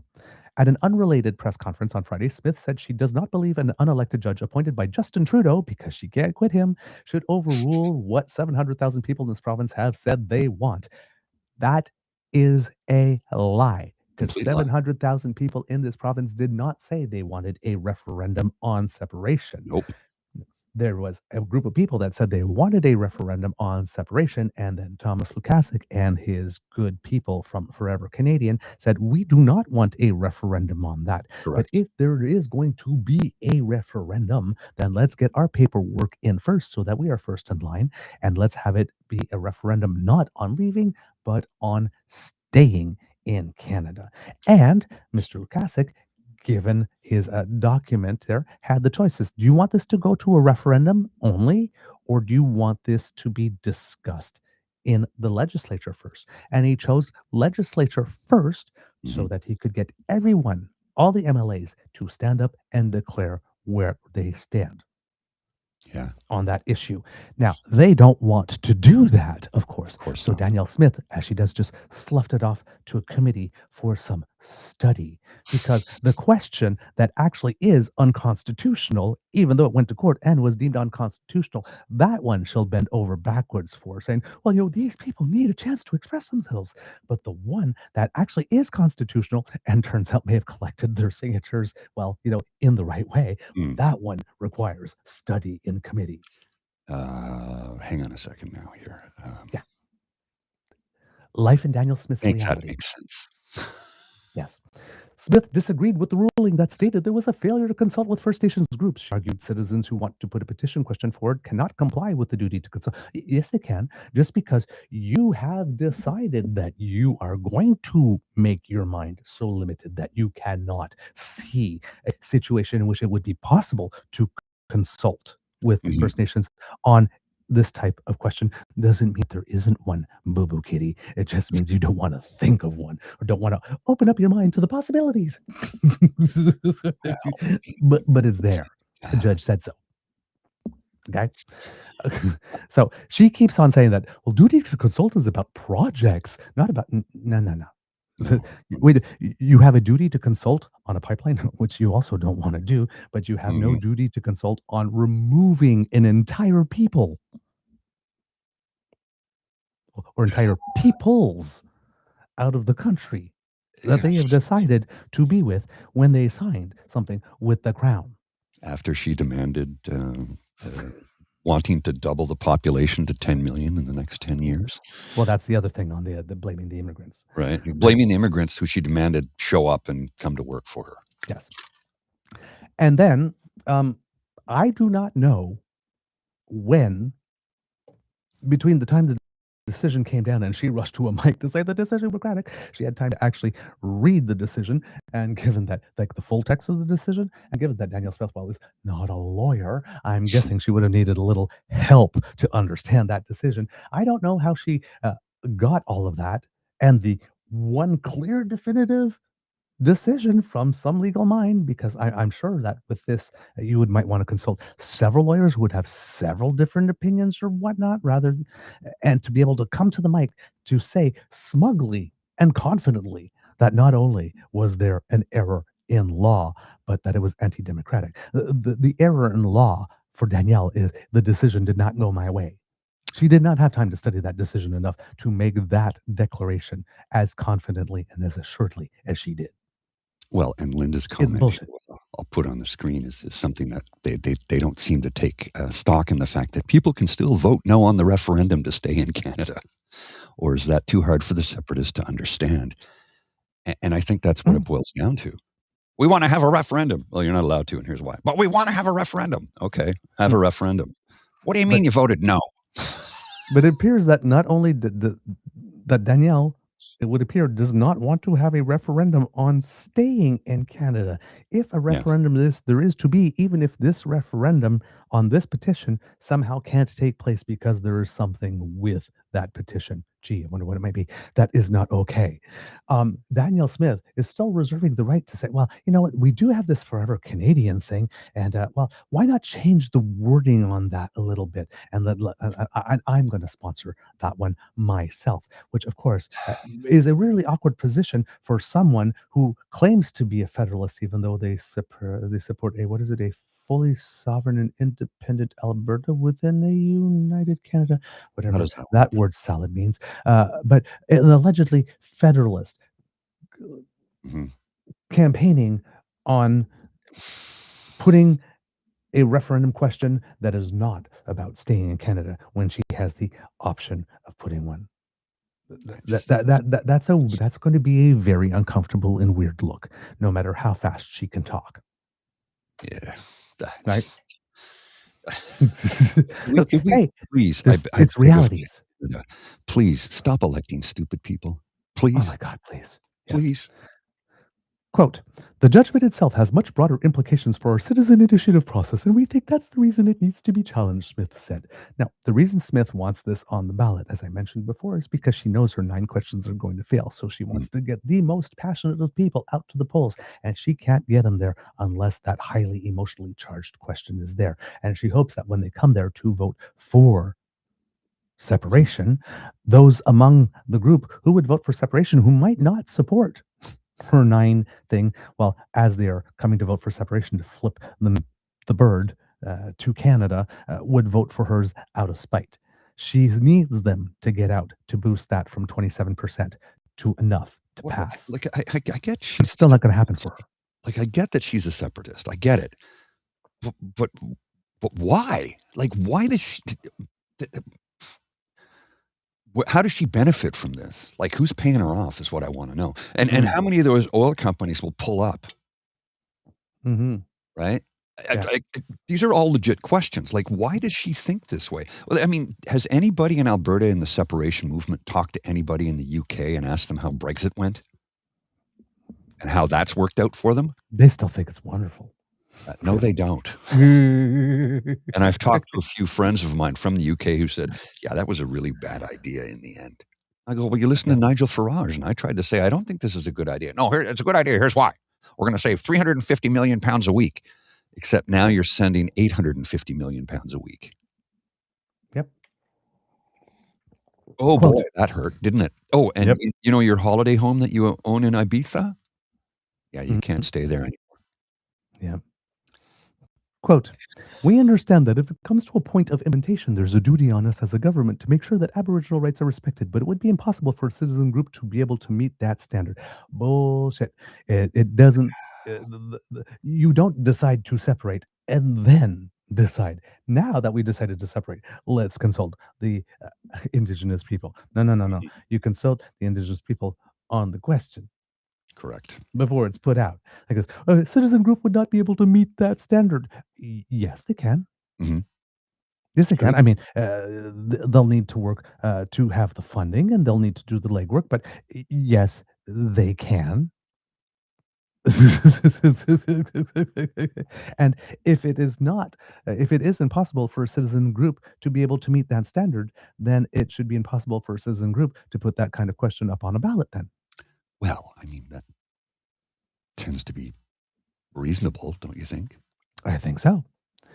Athabasca Chippewan First Nation and 3 Blackfoot Nations challenged Sylvester's citizen-led initiative petition, which sought to put a question supporting Alberta's independence to a referendum. Leonard found that Alberta's chief electoral officer made an error in law to approve Stay Free Alberta's citizen-led initiative petition, and the provincial government failed to meet its constitutional duty to consult First Nations, who argued Alberta's separation would infringe upon treaty rights. Now, again, let me repeat that. The provincial government failed to meet its constitutional duty to consult First Nations. Danielle just said that it was up to the citizen group to meet that standard. She lies like she breathes, but this is the way she lies. She doesn't make these boldface. She just says this whole statement, says it would be impossible for a citizen group, and she says it like it's completely normal, and it sounds normal unless you know the law, that it is not up to the citizen group to do that consultation. Well, I mean, And there's Danielle Smith's superpower right there, the ability to say the most bonker things and make it sound completely normal and reasonable. She just switched who the duty belongs to in the statement. And unless you know that, you're never. it sounds like a reasonable statement. Well, for anybody who's watching in Alberta, I'm just going to put a link in the chat here to this little thing. I don't know if you're aware of this. I'll share this image on the screen for you, sir, because I don't know if you've seen this before. Maybe you have, because you're a well-informed individual, but I don't know if you've seen this before. So let me just share this quickly. I wonder if it's the one I'm thinking of. Well, wrong one. Hang on a second here. I forgot to press the button. Here we go. Share screen. Oh, here we are. Yeah, that's the one I want to share. Let's see if we can get this on the screen here. Oh, nope, not the same one. Okay. Recall process. Let's just blow this up a little bit here so I can see it better because, I need glasses. Recall is a process to remove a member of the Legislative Assembly from office between elections by collecting sufficient signatures in the member's electoral division. This is an Alberta thing from Elections Alberta. Alberta is the only province, I believe, in the country that has a recall mechanism. Mm-hmm. Yep. So if you're in Alberta and you were very unsatisfied with the way she's doing things, click on that link. You have to live in her riding to get her removed, of course, because it's only in her district, right? But yeah. She loves citizen initiatives, and she wants to give people an opportunity to express themselves and speak, especially if they're in the minority position. There you go. Now, apparently, there have been lots of recall petitions in Alberta. None of them have succeeded, but there were a huge rash of them over the course of the early year here this year. Yes, now, the other thing to need to mention, because I'd started on didn't finish, you can't take the 400 something signatures from the Forever Canadian group who never wanted there to be a referendum on separation in the first place. Take that number, add it to the number of all of the people that say they do want a thing on separation, put them together and say, about a quarter of the electorate here in Alberta wants to express themselves on this issue. No. The first 400,000, the group that actually is more than the group who actually want a referendum like this, don't want one. This was a preemptive strike to make it such that the other one did not happen. They would rather not have to express themselves at all. The 400 and something thousand that you are adding to boost your case is actually 400,000 that cancels out the 300,000. You can't add them together and say, see, I'm right. People want to talk about this. No. The 400,000 there say, we want you to shut up about this. So much so that we're going to make you vote on staying in Canada rather than leaving it if it needs to come to that.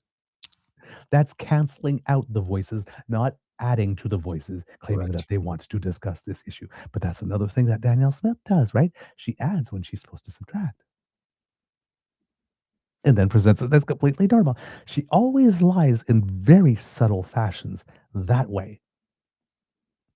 It's never like, it's raining outside. No, it's sunshine. I say, well, it might be sunshine in some neighborhood somewhere in the city. There might be a donut hole of sunshine. The sun is shining somewhere. Exactly. That's the way she lies. Yes. All the time. Objectively, to say the sun is shining is not a lie. Yes. Not be shining where you are, but above the clouds where it's raining. Yeah. The sun is still shining. Yes. Mm-hmm. You've ever been on a plane, taken off in a rainstorm, get above the clouds, nice and sunny. I mean, she is a piece of work, that one. Okay? A little bit. So, Leonard, the justice, found that Alberta's chief electoral officer made an error in law again. So, basically, that error in law was that petition should have never got K in the first place to start collecting signatures. That's what this decision means. Danielle Smith is still talking about those signatures as if they are valid. These signatures are now potentially valid in two ways. One, the petition shouldn't take place because the petition itself is essentially unconstitutional. And number Right. two, now that we found about the electoral list leak, well, we do not know if the signatures on that petition are actually valid. And we do not know. And Danielle Smith is talking about those signatures as if they are valid. There was an interview that she did with Vashi Kapelos the other day where Vashi Kapelos outright says, right, those signatures are not, those signatures have, you're talking about those signatures, but they haven't been verified yet. And Danielle Smith says, yes, but when we changed, but even before we changed the threshold, the signature was 292,000, and this one has got more, so it's okay. No, this one has not got more. Danielle Smith just ignores the reality, even if it was just presented to her 3 seconds before, and still insists talking about the signatures like all of them are valid. Well, That and has not been verified, determined yet. what was the threshold before she lowered it to this ridiculous number? Was it what? I think what's the threshold now? 175,000 or something like that. Something And like I think that, and it before was it was like, 292, which is they claim to have gotten more than the threshold right. originally, and that's a gentle correction on myself. I believe I mentioned a couple of shows ago that they hadn't, but it seems, at least if the number that they've submitted and all of them are valid, then it is more. But the question is how did you get those final 100,000 or so signatures? Or where did they come from? Where did they come from? And again, like I said, I think the previous threshold was 700,000, and she lowered it to 174 or something like that. No, I think it was 292. The threshold, the new lowered threshold, is 292. The original threshold. Oh, the original threshold was I'll take a 292. look. Yes. Okay, I thought it was 300,000. Either way, they lowered it by more than 50%, I guess, by the looks of it, almost 50% or something. Significantly enough. They lowered it a lot. Yeah. Let's see here. May 2nd, 2025, she did this, I think.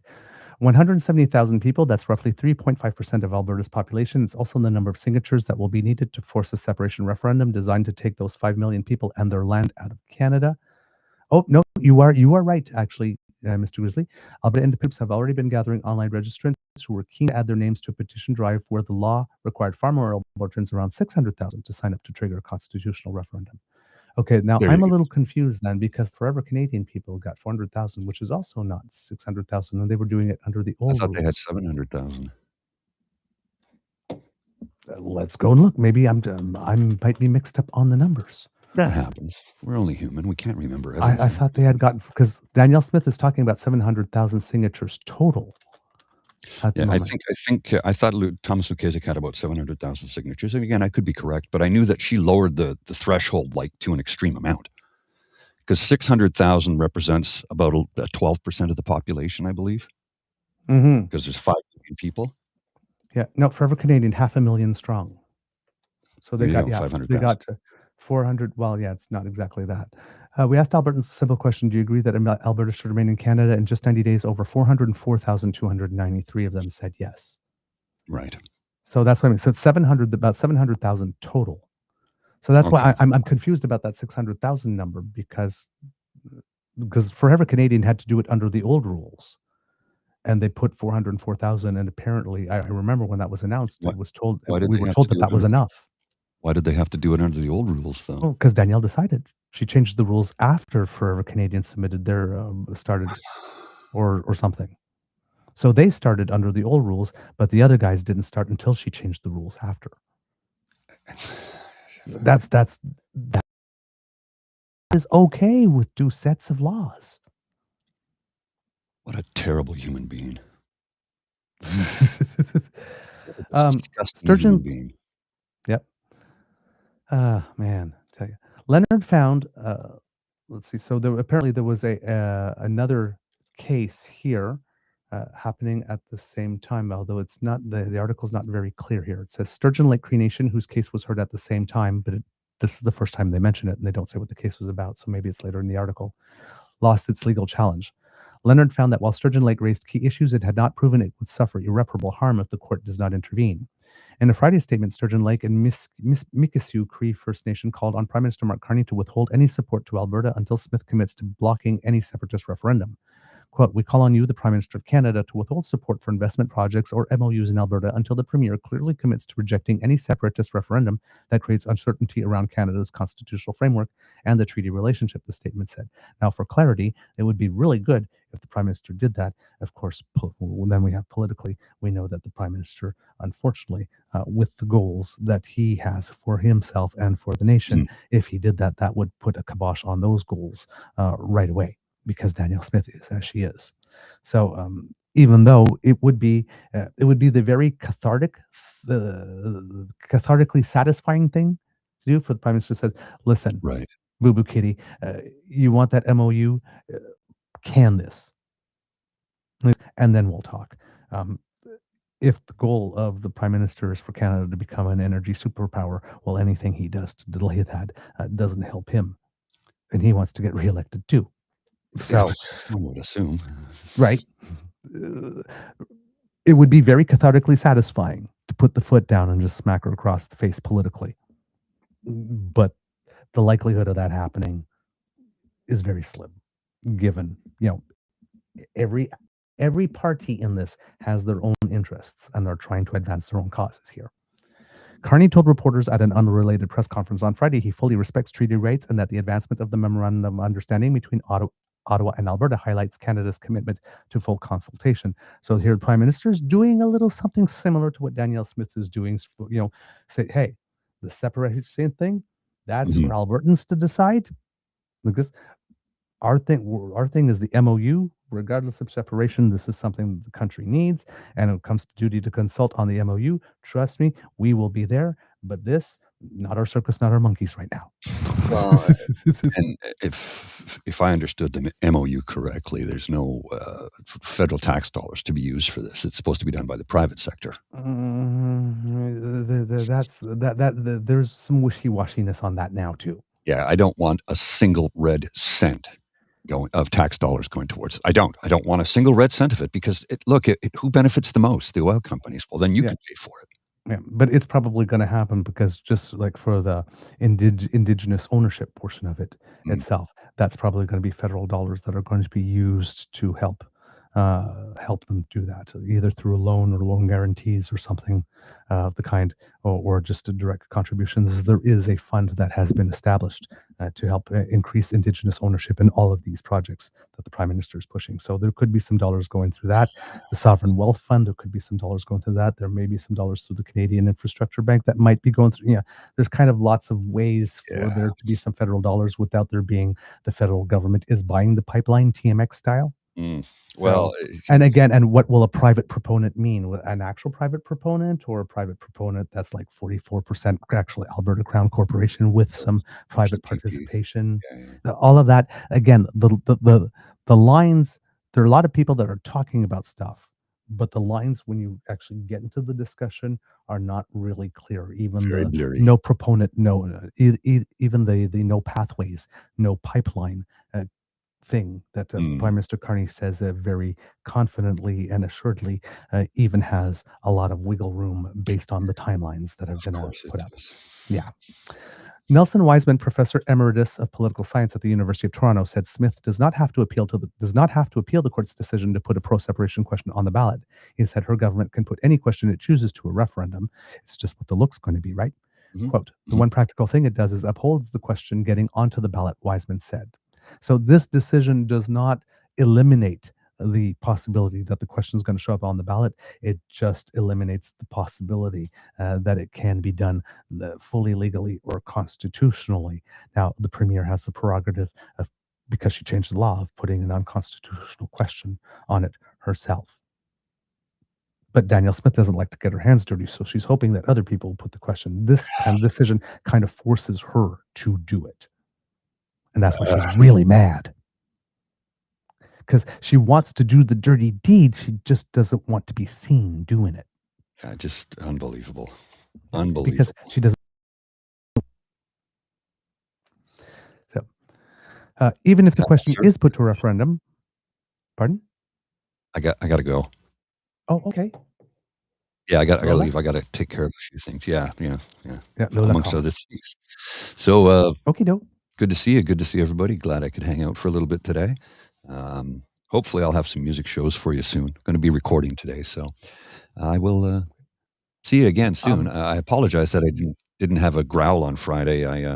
I was just physically exhausted and was not in a talkative mood. You know how that happens sometimes. You don't feel it. And I sat down in front of the computer and I went, I got nothing. I got nothing to say. Even though I had topics, I didn't feel like talking about it.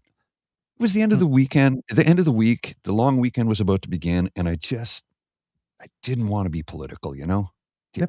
You get that sometimes? It's like, no, I'm going into the weekend on a high note, and that's how I want to do it. So, but I'll be back. I'll be back soon. Take care. See good, you. sir. Before you go, Yes. podcast Saturday? I can't this Saturday. My brother-in-law, my new brother-in-law, is deploying to Latvia. So we're having to go on a away party for him. Okay. So he's going to be there for 6 months. Okay, I'll allow it. That's acceptable. I thought so. One of those things, right? Alrighty. We'll see you soon. Take care. Love you. Bye. All right. It's always nice to have time with Mr. Grizzly. I love it. I love it. I love it. Okay. So getting back, it takes an hour to get through an article. But I love my brother, so I ain't going to complain about that. Even if the question is put to a referendum, Wiseman said it can still be challenged constitutionally, stating that once public votes on a referendum on a constitutional question, it becomes part of the state's constitution. According to the Referendum Act, in order for a referendum to be held, the Lieutenant Governor in Council may order a referendum be held, quote, on any question related to the Canadian Constitution or arising out of a possible change to the Constitution. When it comes to holding non-constitutional referendums, the Lieutenant Governor and Council may order a referendum be held if a matter is needed for public opinion or in the public interest. Smith said she will be discussing next steps with her caucus and cabinet. The Forever Canadian petition is currently before a committee of MLAs who will make a decision on whether or not it will go before the Assembly or to a referendum. However, that decision is not going to come soon because I believe the legislature has risen and won't sit for a while yet. So, I don't think that Danielle Smith is particularly inclined to urgently call for them to come and sit again, I would say. Now back to Jason Markusoff's analysis here. It says, if Alberta's vote has become a big rig hurtling relentlessly towards its destination, Justice Shayna Leonard's proverbially bombs the key bridge on the route for October 19th. It's not clear what the path is now, with many more potential hazards ahead. Leonard quashed the separation petition and its 301,000 unverified Albertans' signatures. She sided with the Athabasca Chippewa First Nation and the Blackfoot Confederacy by ruling that the government failed in its duty to consult First Nations before setting Alberta on a process that could substantially impact Indigenous treaties with Canada. The Court of King's Bench judge's ruling was still fresh in email boxes Wednesday when Smith and key separatist lawyer Jeffrey Rath separately promised they'd appeal the ruling, each claiming it had errors in law. There is some discussion here about whether or not they have standing to actually do that.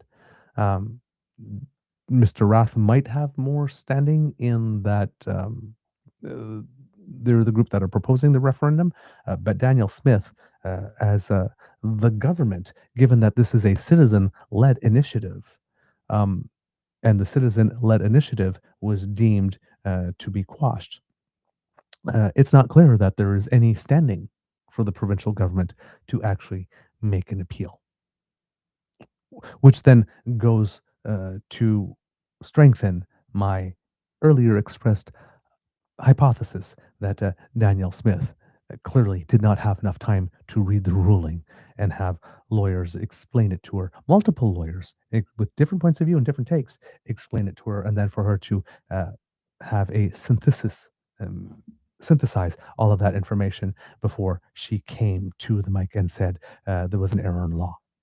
It's undemocratic.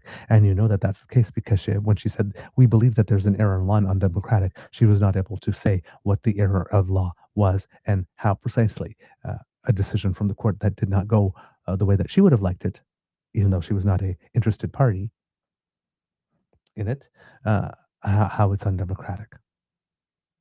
She just said that it was, but she couldn't say how or why. That usually also is a tell, by the way, if you're doing critical thinking, because if something was that blatantly undemocratic with that blatant an error in the law that she could be able to say it so confidently within minutes of the decision being rendered, then clearly you would be able to say what the precise error in law or errors in law were and how specifically it is undemocratic. Yeah, Danielle Smith did not do that. But the wheels of justice have been known to move slowly. There would be no obligation for a court to hear those appeals on an expedited basis to accommodate Smith's hope for October 19th referendum timing. The referendum petition's own timeline made those wheels turn faster on the First Nations initial challenge. Rath told CBC News he'll ask for a legal stay to allow Elections Alberta to verify those 301,000 signatures in the meantime, but that would not remedy the overall timing of an appeal of Leonard's decision. Then there's the long-touted Plan B for the separatist group Stay Free Alberta, persuade Smith to circumvent the stalled petition process and have the government call a separatist referendum itself, as it has done for the 9 other questions scheduled for October. Now, again, this opinion piece uses the word persuade, but really what appears to be going on is coerce, threaten, intimidate, bully, because that group is calling for its 301,000 people unverified, allegedly, who signed that petition to all buy UCP memberships so that they can keep Danielle in line because they believe they own her and they believe that she promised them they would have that referendum. And, if she were to back out or about thinking about backing out, we need to make sure that that can't happen. Now, can we? Right, Danielle? There will be a vote. Right, Danielle? Nice premiership you've got there, Danielle. Sure would be a shame if something happened to it. Much like did happen to Jason Kenney. Oh, yeah. You remember Jason Kenney? Yeah. You remember what happened to him? Yeah. We did that. We can do that to you, too. So that the question is going on that ballot. Right, Danielle? Yeah. If you're an Albertan, if you have a premier who's being led by the nose like that, by a group that has clearly indicated that they are fully prepared to break the law in order to get what they want and defy judicial orders, you should probably be concerned a lot. That is not, you're not living in a democracy if groups can perform hostile takeovers of political parties to then force the premiers to bend to their will, lest they be out of a job. And not out of a job because they were recalled or there was a Democratic vote, but out of the job because they overtook the party apparatus, and pushed her out. But the lawyer who won the decision for the Athabasca Chippewas suggests that any Alberta First Nation could quickly challenge a government-ordered referendum with the same duty to consult argument. Oddly enough, that very same duty to consult argument was the one that stopped a lot of those pipeline projects. There seems to be something within the conservative movement that goes a little like, for they so hated and had no respect whatsoever for the First Nations that they couldn't even stomach the idea of sitting across the table from them. That's why a lot of Harper's pipeline projects never got approved. They went to court. He was told about the duty to consult. The Supreme Court actually gave him a roadmap of what duty to consult looks like. And Stephen Harper, rather than saying, okay, court, we defer to your wisdom, we will follow your roadmap and eventually get our pipeline, decided, no, rather than do that, he was going to campaign on all those activist judges and then tried to appoint, became the only prime minister to try to illegally and unconstitutionally appoint someone to the Supreme Court, so much so that somebody had to actually take it to court and have the Supreme Court decide, yeah, this person you're trying to put on our bench, that violates the Constitution. You can't have that. Stephen Harper was the only Canadian prime minister to have a Supreme Court justice denied because he couldn't even follow the rules, because it was a judge that was, there are 3 seats on the Supreme Court that are usually, and we say usually, always, I should say, judges from the province of Quebec. And some people turn around and says, well, why does Quebec get 3 judges? It's not Quebec that gets 3 judges. It's because Quebec, its civil code is not the same civil code as in the rest of Canada. In Canada, there's the civil code that comes from British common law. But in Quebec, it is the civil code that comes from Justinian law, from French law. So when something goes to the Supreme Court, there needs to be at least 3 judges to be able to make a decision. So therefore, 3 of the 9 positions on the Supreme Court of Canada are not for judges from Quebec, but judges who have experience in judicial matters as they pertain to the Justinian Code, which happens to be in effect only in Quebec. That's the reason. Well, Mr. Harper decided to bring in a justice that had more expertise in stuff like maritime law and things rather than the Quebec Justinian Code. And of course, well, that would have made only 2 judges, which meant that any case that came to the Supreme Court based on that would not be able to be decided. You can't have that. So, of course, he lost. Any first-year constitutional law student would have told him right from the beginning when he chose that person to be on the Supreme Court that it was never going to happen. But there was a Canadian who felt the need to challenge it in court because he thought that that was not acceptable, and he won. And that particular Canadian, I can't remember his name, said, I do not understand why it is that a Canadian citizen had to bring this to court. What would have happened if I didn't? Would it have gone through anyway? We would have created a terrible precedent because nobody challenged it. So we had a government that when the courts told them, you can't do it this way, but if you would like to do it, this is how you do it. Here's your roadmap, chose not to do that. They did not want to sit in a room with Indigenous people and actually hash out the duty to consult. So instead, they decided to raise millions and millions and millions and millions and millions of dollars for the party based on a false premise. Some people would call that fraud. Promising people a pipeline, promising people a Triple E Senate, when both of those things were inherently unconstitutional, were never going to happen. And therefore never got an inch of pipeline laid to Tidewater. But hey, the millions and millions, the suckers they fleeced, sure kept the party and the people who benefit from that money living well for a good while, though. It's a grift. It's a grift. Quote, putting a question on the ballot of this magnitude with sweeping implications for treaty rights and the treaty relationship without first consulting First Nations is simply not lawful, said Kevin Hill of Orpheus Clear Townshend LLP in Toronto. Rath said there is a clear path to a Smith-led referendum as he pursues his parallel appeal on the basis that constitutional obligations to consult First Nations aren't triggered until later down the road to separatism. No. No, they're not. Quote, the problem is that she, Leonard, doesn't understand the way that the duty to consult works in Canadian law, Rath told CBC's Power and Politics. And again, that is something that is laughable on its face. The guy from the group that can't, that it is willing to respect on the way to achieving their goals, and who's in trouble with his law society and who may not be a lawyer for much longer, might not be able to call himself a lawyer for much longer, wants you to believe that his grasp on the law, on an issue in which he is personally extremely self-interested, is better than the dispassionate judges.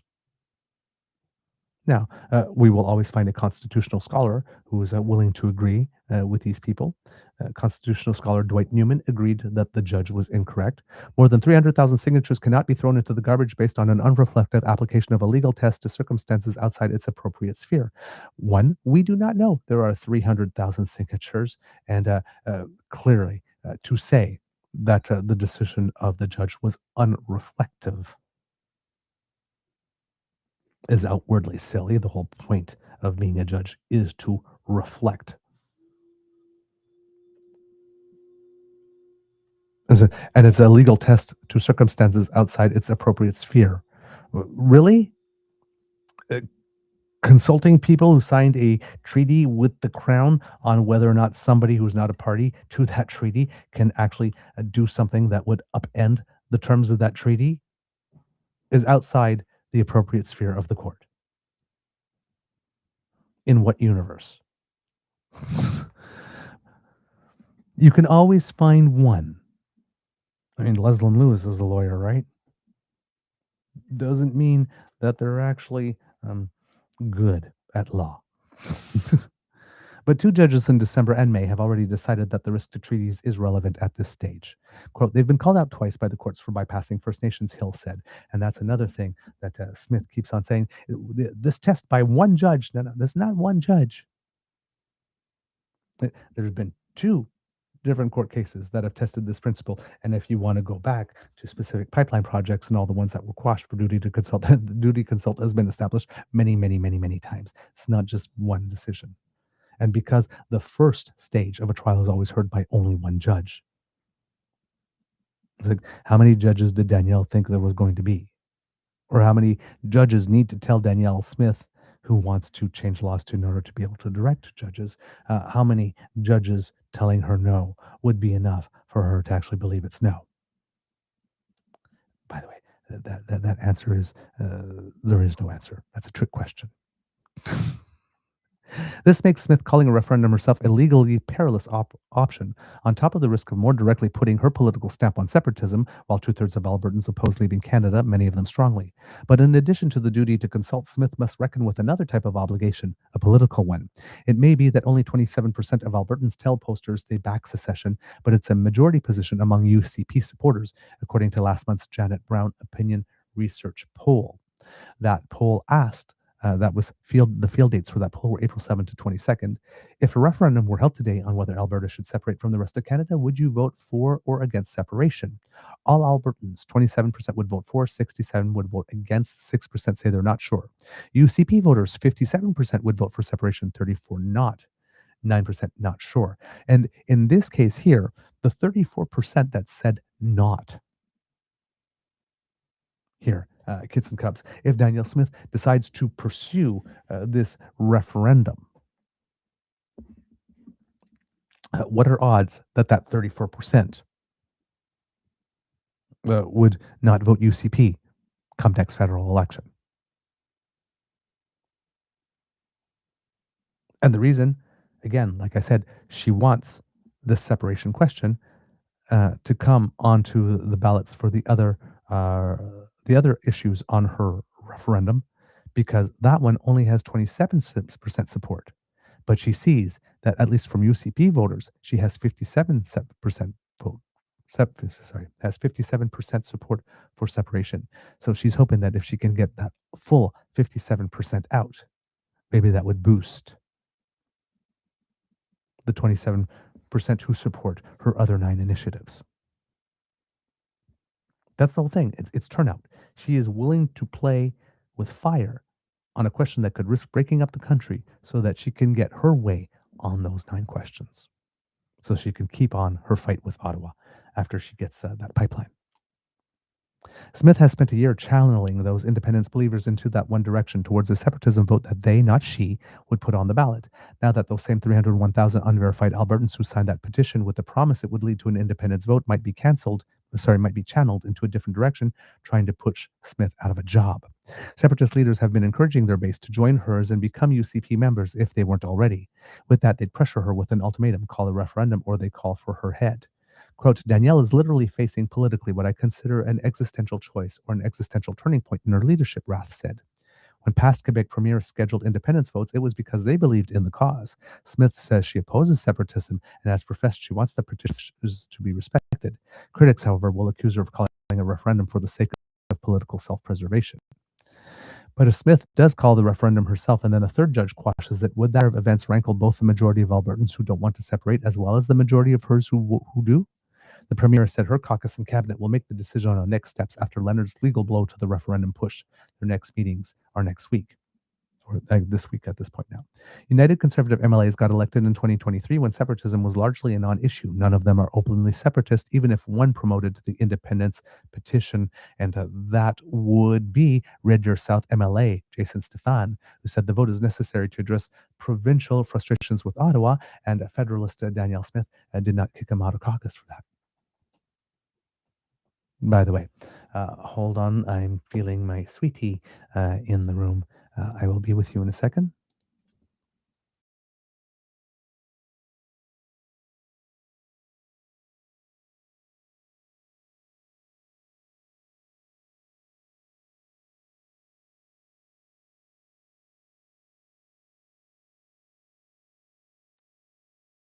Oops.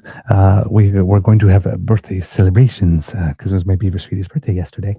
Continue. His family is in town, and we're going to go out and have a little social activity here this morning before we continue on with the rest of the day. So it's just letting me know that we are getting ready for that. So we're going to have end the show soon here. Let's see where we are. Okay. It says here, when the premier announces, Smith's caucus and cabinet mates are more prone to celebrate progress towards her pipeline and climate policy deal with Prime Minister Mark Carney. When the premier announces successes on that front on Friday, because this article is written before that, she'll likely repeat her refrain that this proves Canada works, even if 1 week later Smith opens the door wider to Albertans who are convinced Canada is failed and must break apart. And again, a lot of people have been making this point that Smith just cannot claim on Friday that Canada works. Look, we got this pipeline MOU, and then show up Monday and say Canada doesn't work because we can't have this separation referendum. It's just it's just too big a swing for her to maintain both of those discourses at the same time. Not that I underestimate Danielle Smith's ability or capacity to give it a shot, but it's something that that cannot meet up with success for her. So I had a couple of other clips that I wanted to show here that unfortunately will not be able to do as a result. But there was a great interview as a result of that on Power and Politics, I believe, with a member of the Chippewan First Nation. I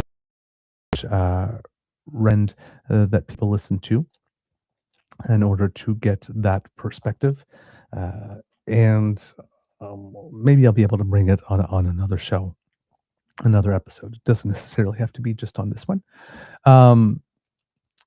So we will do that, but I did find this very interesting editorial cartoon, Kids and Cubs, that might reflect a little bit of the situation within.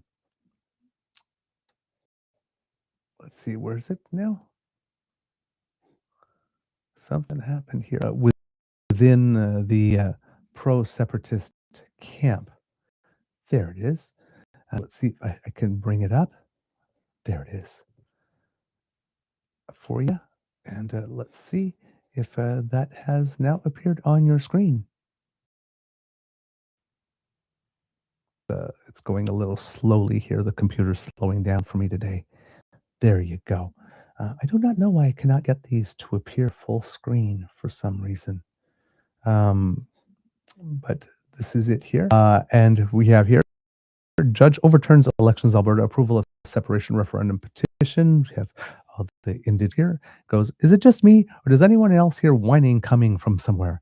And then you have a whole bunch of little toddlers who are crying. You've got Mitch here singing, I want nappies. You've got Danielle with her thumbs down going, appeal, appeal, appeal, but I'm not a separatist. You got David here. I am not cooperating. You got Jeff here. I pooped in my diaper.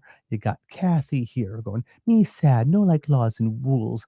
We got um, Cameron here, Mr. Davies, angry, angry, angry. And then we got Marty here. But I need hungies. Or sorry, not I need huggies. I is hungies. So this is a courtesy of Pratty's Tunes here, this little editorial cartoon. And that's pretty much the attitude. There's been a lot of whining, a lot of crying, a lot of claiming that reality is not as it is. This is undemocratic. This Trudeau appointed judge who's not even Albertan or kind of crap like that, which of course is another go-to type of argument that these people use, right? They're not one of us or that type of thing. But that also is not true when it comes to this justice. Justice was indeed appointed by Trudeau, but Justice Leonard, Shayna Leonard, graduated from a law program at the University of Alberta. She actually got her education in law in Alberta.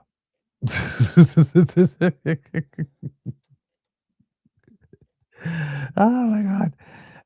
And there's a little bit more as well if I'm able to find it, unfortunately. Here. What is it? Oops. Nope. That is not the correct thing. It's a little further in my timeline because I believe it was I did it on the day of, and therefore it's a little back. But any claim that this judge's decision might be wrong because she is not Albertan, number one, that's silly, right? It doesn't matter where you're from; it's do you understand the law? But here, Justice Shayna Leonard was born in St. John, New Brunswick. That's the reason why. Trudeau appointed and born in New Brunswick. She can't possibly understand this. She can't possibly understand our law. She graduated from McGill University in 1999 and from the University of Alberta Law School in 2002. During summer, she worked full-time as a maritime surface officer with the Royal Canadian Navy Naval Reserve. But yes, obviously, intent as a judge to clearly disrespect the law just to punish Alberta. Justice Leonard clerked with the Alberta Court of Appeal and the Court of Queen's Bench in Calgary. She was called to the bar in 2003 and joined the firm of Borden Ladner Gervais LLP in Calgary. In 2006, Justice Leonard joined the Canadian Armed Forces as a legal officer. In 2009, she was deployed to Kabul, Afghanistan, where she worked alongside American military lawyers as a legal mentor to the Afghan National Army. In 2012, Justice Leonard returned to the Naval Reserve and began full-time employment with the Public Prosecution Service of Canada. In 2017, she became the Deputy Chief Federal Prosecutor for the Alberta region of the Public Prosecution Service of Canada. In 2017, inspired by her deployment to Afghanistan, Justice Leonard completed her LLM in 2014 at the University of Alberta with a focus on international law and post-conflict peace building. For the last 3 years, she has helped coach the University of Alberta Alaskan Moot team. Justice Leonard is fluently bilingual in French and English. In her spare time, Justice Leonard enjoys running slowly and playing the Baroque cello and viola da gamba.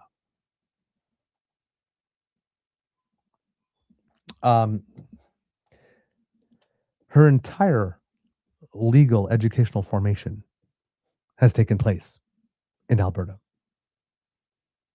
And she's a Canadian Armed Forces veteran. And she worked representing Alberta in the Public Prosecution's Office. But she couldn't possibly understand Alberta law. And she couldn't possibly understand the complexities and the realities of Alberta when applying the law in Alberta. Though these people will say anything to discredit anyone, no matter how true, because they think you will not go check.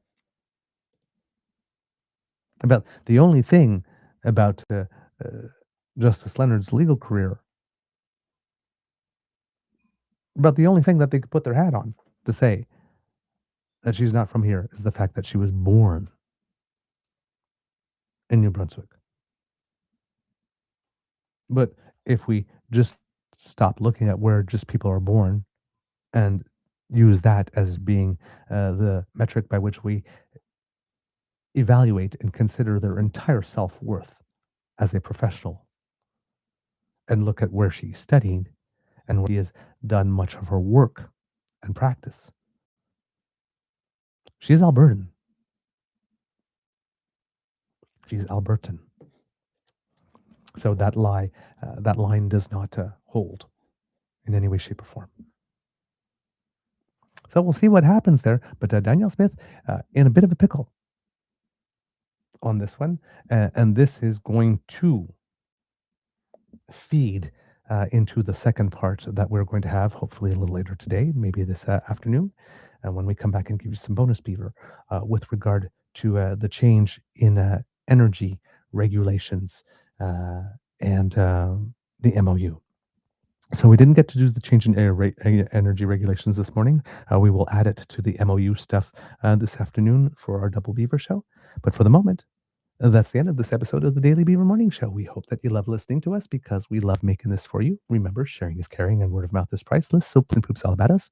It really matters, and it means the world to us that you do, particularly when you share a little bit of saying why it is that our content has resonated. If you would like to help us, kids and cubs, please scan this QR code, which will bring you to our YouTube page, and click on our buttons like, share, and subscribe.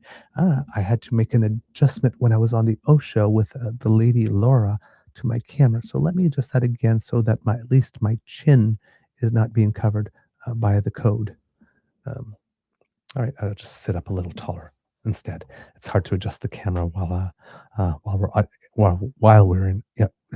Let's try that again. While we are in operation, I keep tripping over my tongue every now and then. So please scan that QR code, and that will bring you to our YouTube page where you can click on our buttons like, share, and subscribe, which helps us with the algorithm when you do. And if you have the opportunity, if you're listening to this on your phone and you are not listening live for the first 7 days, you can give us hype points. Just go to the comments section, give a little swipe to the left, and there you should see the button for hype points appear. And those help a smaller audience networks like our own to get more notice. And we thank you for all of your help.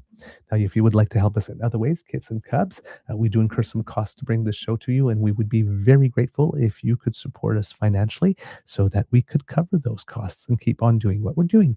And you can do that in many ways, buying a membership or buying a sticker or super chat function on our YouTube page where we get about 70% of your donation.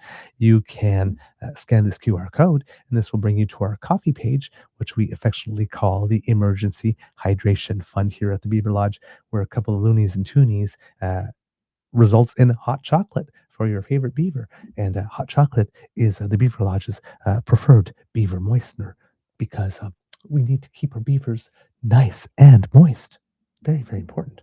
Yum, yum, yum, yum, yum.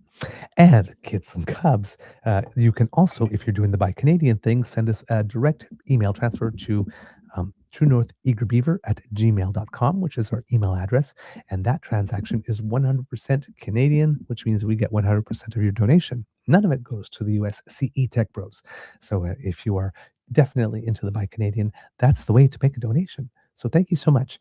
And kids and cubs, as you know, I am trying to raise a little bit of money at the same time for the our beneficiaries, the Men of the North program and the Lonely Man Project from our mental health walk. So, and I'm trying to do that by losing weight.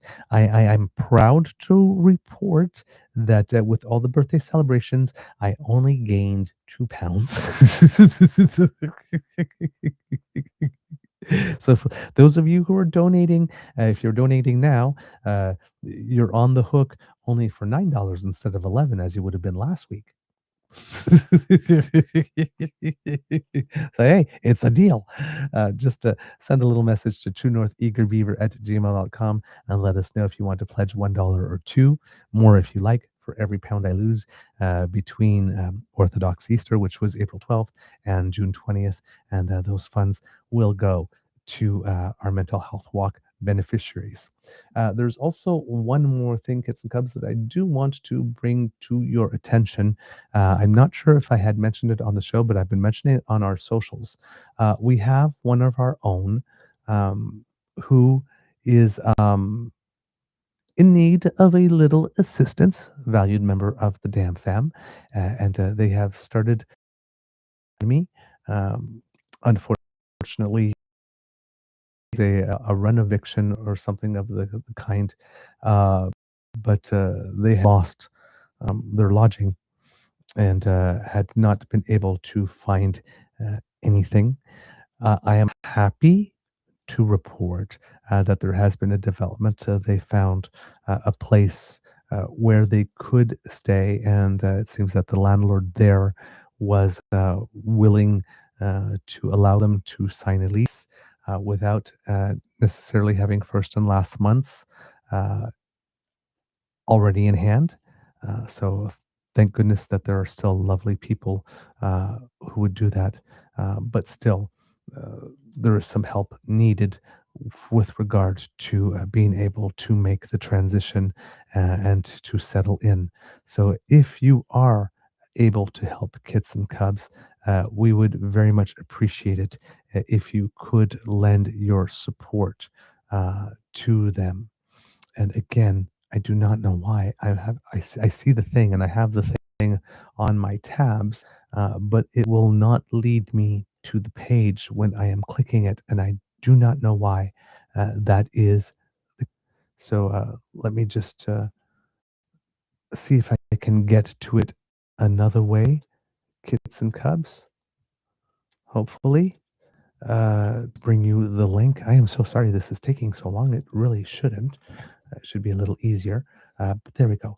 I have found it, and I'm going to put it in the chat.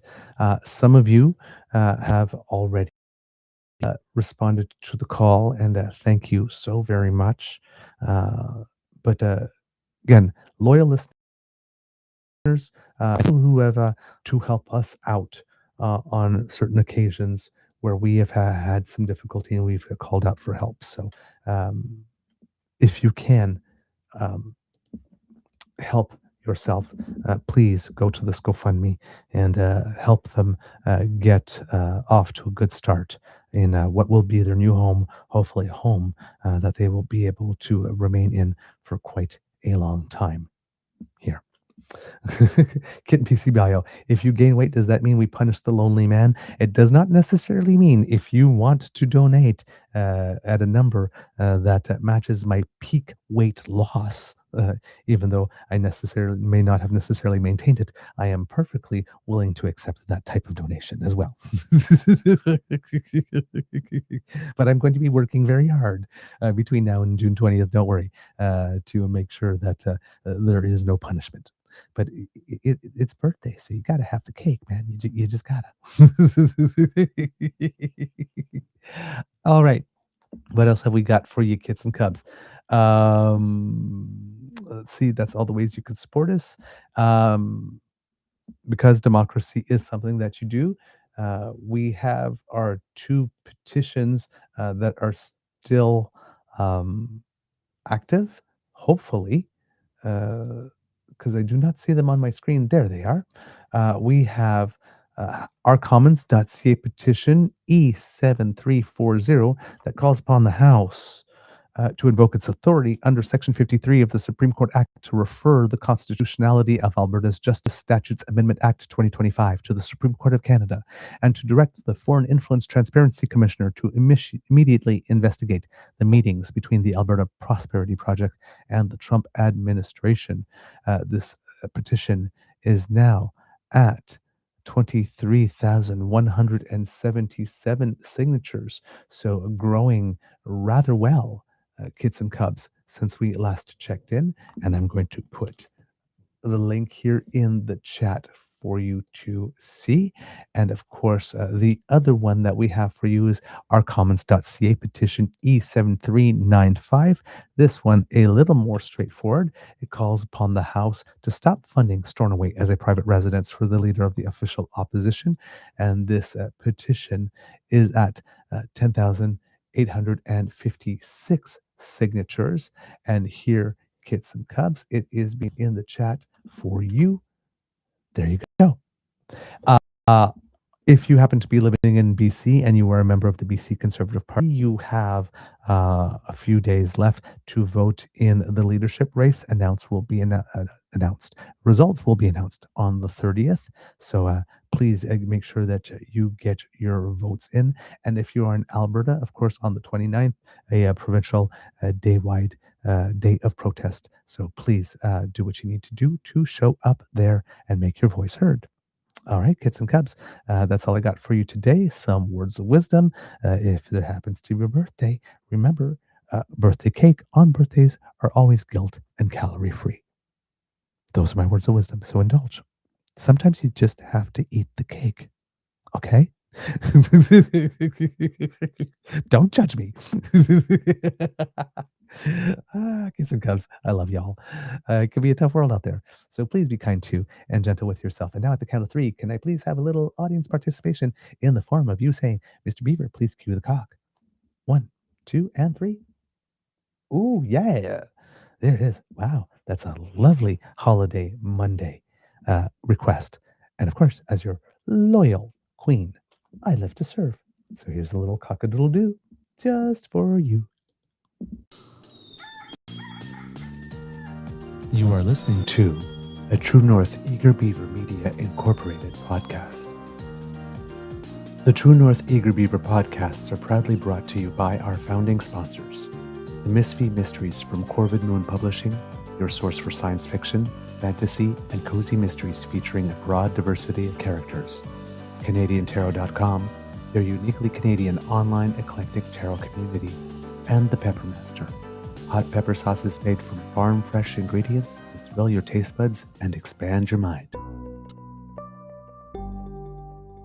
We are grateful to the Crier Media Network for its support, Pete Jarvis for our artwork, and Paul Joseph Something for our opening and closing sequence music.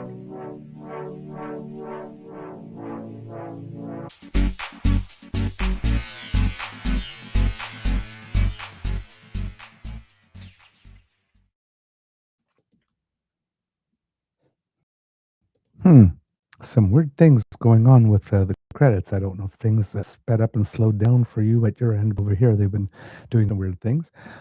Just a little quick news about Canadians who make us proud. If you are a hockey fan, tonight is a big night because if you are a fan of the Montreal Canadiens, well, the series is tied at 3 after the second time in a row that the Canadiens not finished it off in Game 6 when they had an opportunity. So let's hope that tonight will be the night, 7:30 p.m. Eastern Time, after a very difficult 8-3 loss for the Canadiens after leading in the first period 3-2. Just decided that they were going to stop scoring while Buffalo kept on scoring 6 more. So not the greatest game. And if you are a fan of the PWHL in their best-of-5 final, the Montreal Victoire won their first 2 at home. Both of them heartbreakers for Ottawa. In the first one, Montreal Victoire tied up the game with fewer than 3 seconds left, and then won in overtime. And then for the second match of the series, it was also a one affair, also in overtime.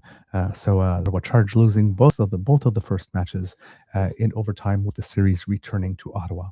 And of course, if you are watching the IIHF World Hockey Championships, Sidney Crosby has joined Team Canada, but it appears will be wearing the assistant's captain because Celebrini had been chosen as captain. And the fact that Mr. Crosby arrived on the team after, I guess, some playoffs, playoff quest was not fruitful, did not make it such that Team Canada removed the C from Celebrini, which was kind of nice. So they are currently on the ice for their third match against Denmark. It is just started at 0-0, but Team Canada has won its first 2 matches and is at the top of their pool. That's all I have for now, but I will be back later today. I do not know yet what time, so please stay tuned, because right now we're doing family stuff, and until our time with family is up, I will not be starting a show, of course.